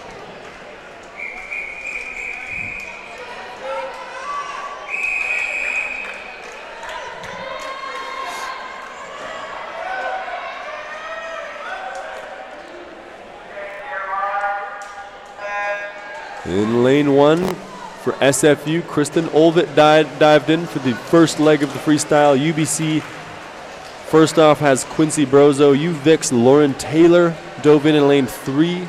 Lane 4 for SFU, Jesse Gibson is taking out the lead. And Jamie Hutton for UVic, lane 5. Starting things off for Vikes in lane 5. Quincy Brozo turning first at the 50 for her team, UBC. Following behind is Jesse Gibson in lane 4, looking very strong. And then it's looking like Lauren Taylor from UVic is third right now. Jesse Gibson really has the legs to be a strong back half 100 racer, and she's showing that right now. She's shown that earlier tonight, 100 backstroke right off the bat. And yeah, she's really controlling her position. But coming in first, Quincy Brozo, smoking fast swim. Diving in is Mackenzie Gunther for UBC. SFU, Kennedy Lowen, and for SFU, Katie Rosachuk. UVics in lane 3, Alice Gentleman is in the water now. And in lane 5 for UVic is Taylor Snowden Richardson. And it's looking like Kennedy Lowen's closing the gap just a little bit, really driving forward, trying to compete with Mackenzie Gunther. UBC has some really speedy sprint freestyle women. We have Kenny Lowens closing the gap, but she's definitely extending the lead over UVic and the other SFU B team in lane 1. At the halfway mark, which swimmer can bring it home the fastest for their team? Up on the blocks for UBC in lane 2, Meredith Lavorso is getting ready to go. Coming up next from SFU is Kaylee Sharkey diving in. And then we have Allison Ballantyne and Jordan Donor hopping in. And then in lane 5, UVic, Anna Letkeman. UBC in lane 2 is stretching out their lead. SFU lane 4, SFU's A team has a strong position. It seems to be a battle for third place between UVic A and SFU B, but anything can change. We have 4 swimmers on a team.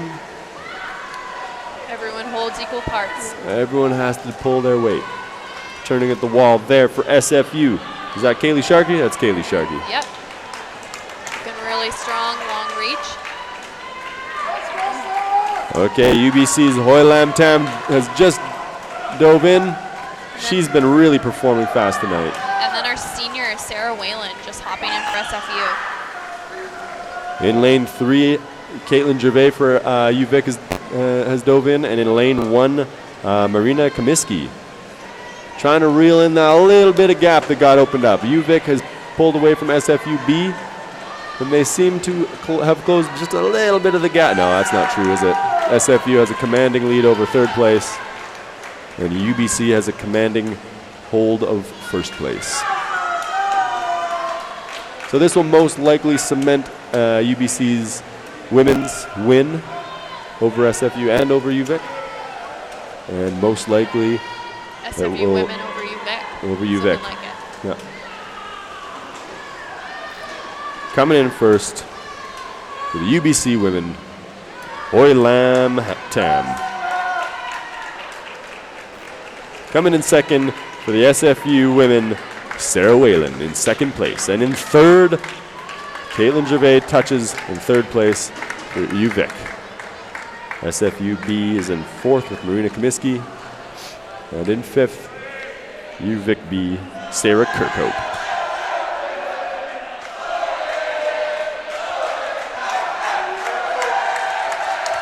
Here's our SFU team just cheering for their male swimmers. It's the last event of the day.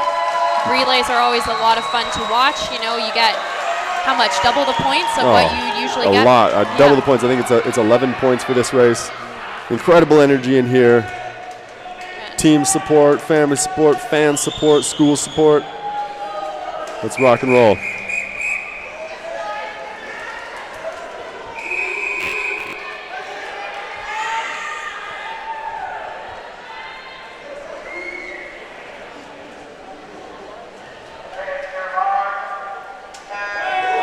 All right, so in lane 2 we have Jaden Cole just diving in. In lane 3 we have UVic's Bailey Epperson. In lane 4 we have SFU's Adrian Vanderhelm. And in lane 5 we have UVic Bailey Murrow. And right now it's looking like Adrian's pulling ahead. Adrian Vanderhelm going out fast to the 50, pulling it together for the team. 24-3 split. In second place at the moment is UVic's Austin Phillips.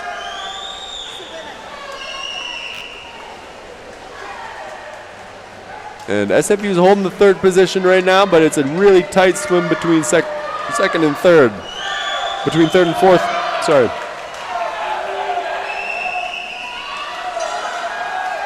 All right. Adrian Vanderhelm touching first, followed by Rolando Hernandez has taken over from him. And is really widening that gap, looking really strong. In lane 3, Austin Phillips is taking over for UVic. There you see Rolando on the screen. You see Rolando Hernandez coming in for his 50-meter split. And then Jimmy Zhang for SFU's looking like he's closing the gap a little bit from Austin Phillips from UVic. Jimmy Zhang in lane 2. You can see him on the screen popping out on the top right there. And then the second swimmer for UVic B is Arthur Firmino.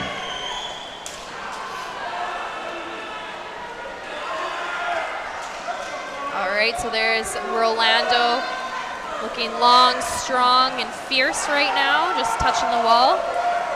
Fierce Rolando is followed by Matthew Fuller, who's diving in third for SFU. Third position for UVic is Daniel Greer. They are currently in second. SFU B is in third, and swimming third for them is Amar Fezek. And Jack Savage takes over for UVic B in lane 5.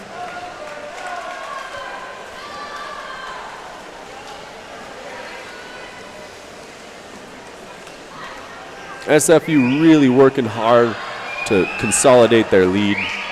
They're looking strong and fast. Those men have really put in a very, very fast effort. 3 for 3 so far, and coming up for the anchor is Gabe Lee, as subtly cheered for by Lauren Swistak. Taking over, that's Gabe Lee diving in for the anchor, and you can't see any of the swimmers on the screen. Oh, now you can. Craig Colton is coming in just over the water right there, and above him that was Mac Hamill up in lane 2. UVic's Dylan Ryber is in lane 5, but that right there is Gabe Lee pulling ahead. Looking nice and strong. So much energy. Energy at the end of a really, really tough, demanding competition like that speaks to the energy, the training, and the leadership of the team. Yes. Couldn't say it better myself. All right, good underwater from Gabriel Lee. Definitely looking like it's going to be a first place finish for SFU. Come on, Gabe. Finish her in. 5 meters left to consolidate that win. Gabe Lee touches first. SFU winning the 4x100 men's freestyle relay. Touching in second is Colton Craig for UVic. And getting a third place, Mac Hamill touches for SFU. 1, 2, 3. And touching the wall in fourth is UVic's Dylan Reiber. Ladies and gentlemen, that is the final event of your competition, won by your SFU clan. Scores to follow. Big congratulations to all the swimmers who came out and just put on a show. Thank you to all the spectators that came out to watch.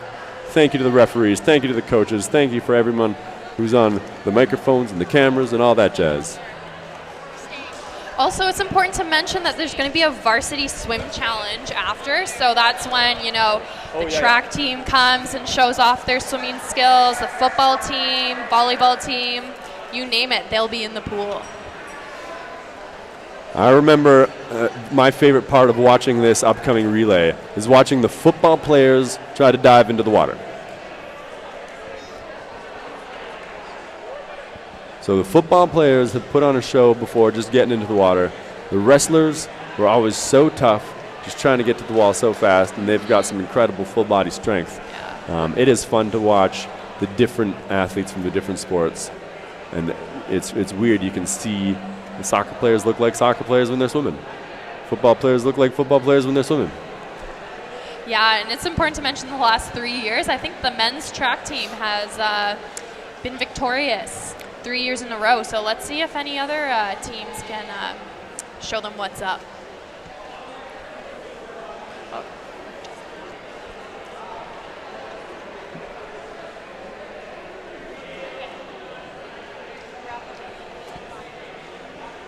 You guys can read maybe some of the final results and then wrap up the...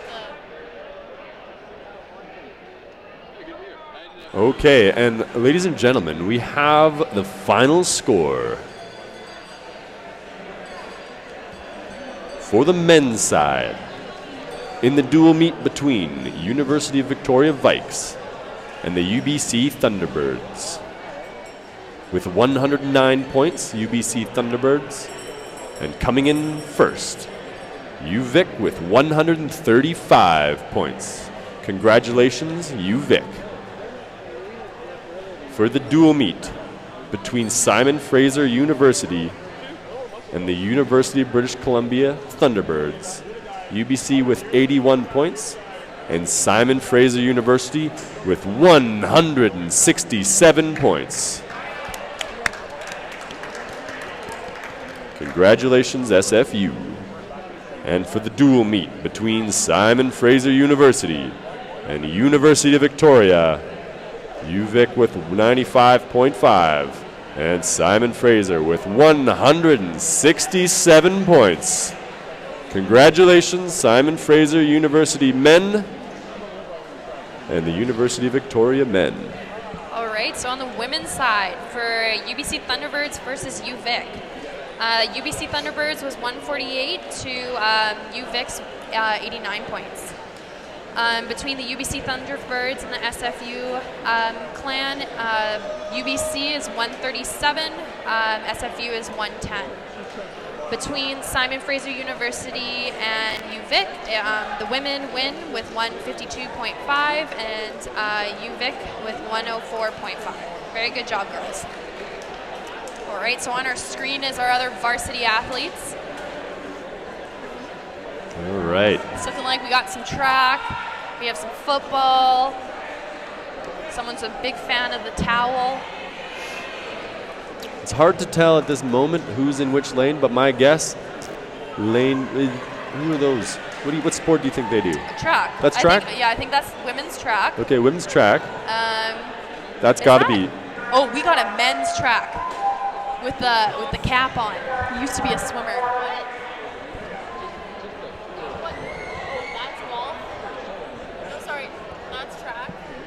Okay, that's track. That's football for sure.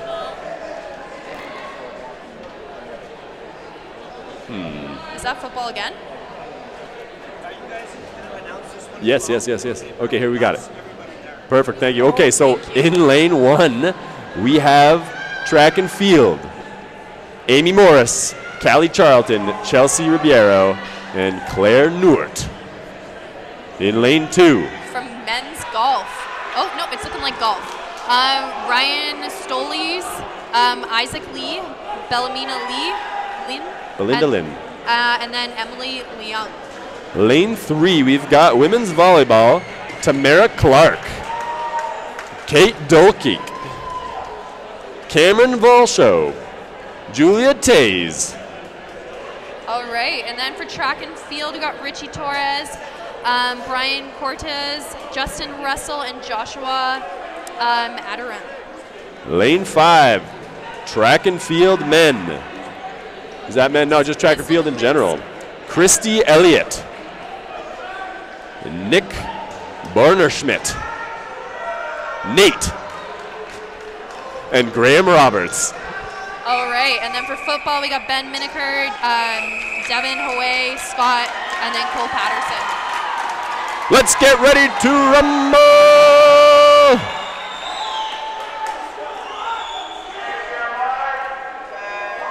Ben Miniker from football chose to put on a swim cap. That's an aggressive move. I really appreciate that.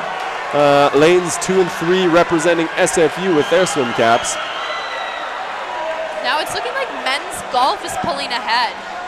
I don't know, that track and field looks pretty strong. Wow, he did a flip turn. That is, yeah, track and field Track too. and field. I don't know, they didn't stick to the order, so technically they should be disqualified. Yes. We won't tell anybody. Yeah. All right. Yeah, that's track and field. He's swum before. He knows how to do the sport. Better than I look golfing, that's for sure. And speaking of golf, they dove in second. Diving in third, was that volleyball? Yeah. And right now we're seeing some mean belly flops. It's looking like they're going to be feeling some pain. Yeah, absolutely. That's how you get strong and tough for swimming. Yeah, the goal is fingers first, not stomach first. Yeah, fingertips, then the top of your head, then the shoulders, then the hips, then at the end you want the toes. If the toes touch first, you're in trouble.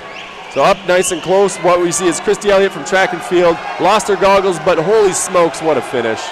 Oh my God, I think you might have hit the bottom of the pool. That's okay, the bottom of the pool is fine.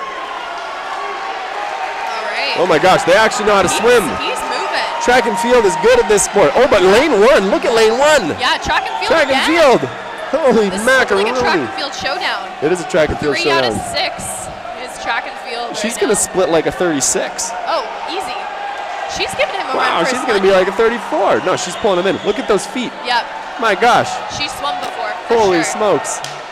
I think, you know what, look at it. She's wearing a Vancouver Pacific swim cap. She swam for VPSC. Oh my gosh, can you believe it? So she's taking over the lead. Track and field are head to head. But it looks like football's coming in third. Aggressive we got swim. A flyer in lane 1, just showing off his skills. Oh my gosh, oh my gosh. Making it look easy. Can you believe the audacity? Oh. Someone throw Gabe Lee at him.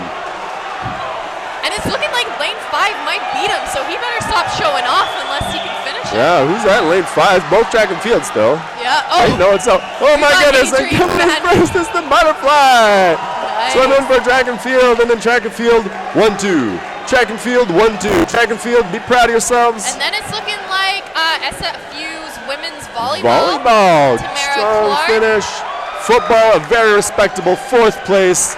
Love the intensity. All right, lane 2's taking a break. Yeah, a little bit of hop off the bottom. He's had enough. Golf. Yeah, the golf is taking a break. There's a goggle It's okay. malfunction. He can do it though. And track and field also lost his goggles, but did not take a break. Is that track and field too? Yeah, that's track and field. Track and it looks field. like Richie Torres. Big representation. Oh, okay. He's looking like he needs some moral support. Just pull yourself in off the lane rope. You're good. Now there's a small chat. Yes, between he just Adrian Vanderhelm. He's giving him. He just needed a pep talk from AVH. AVH, leader of the day. Absolutely wonderful. Well done, SFU athletes across sport. Absolutely wonderful. Thank you very much. The winners again, track and field. 2nd place, track and field. 3rd place, volleyball. 4th place, football. 5th place, track and field. And a very admirable 6th place, golf. All right. Thank you for tuning in today. It's been a pleasure being an announcer today. How about you, Ben? No, I absolutely loved it. It was great. It was good to see you again. It was great to see the team again. Feeling the energy of this pool is always an absolute pleasure. Again, SFU on the men's side won both of their duels against UBC and UVic, and the women. And the women won their duel between UVic. Very good. And close second between UBC and SFU. So huge thanks to everyone that helped put this on. Timers, parents, fans. You can always rely on the buddies of the swimmers to come by in time. It's never the most fun. You'd rather be up there cheering, but they will sit there and they'll time. The coaches, the officials, my gosh, these officials have been doing this for decades. They didn't just volunteer one day and show up and do it. They are awesome. And part of our family too, may I add. Part of our family, absolutely. And thank you for SFU for hosting this, SFU Athletics.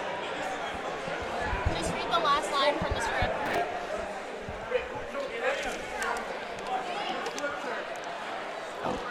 On behalf of our entire production crew here at Margaret Paul Savage Pool, thank you for joining us today, and we'll see you again next time. Bye-bye.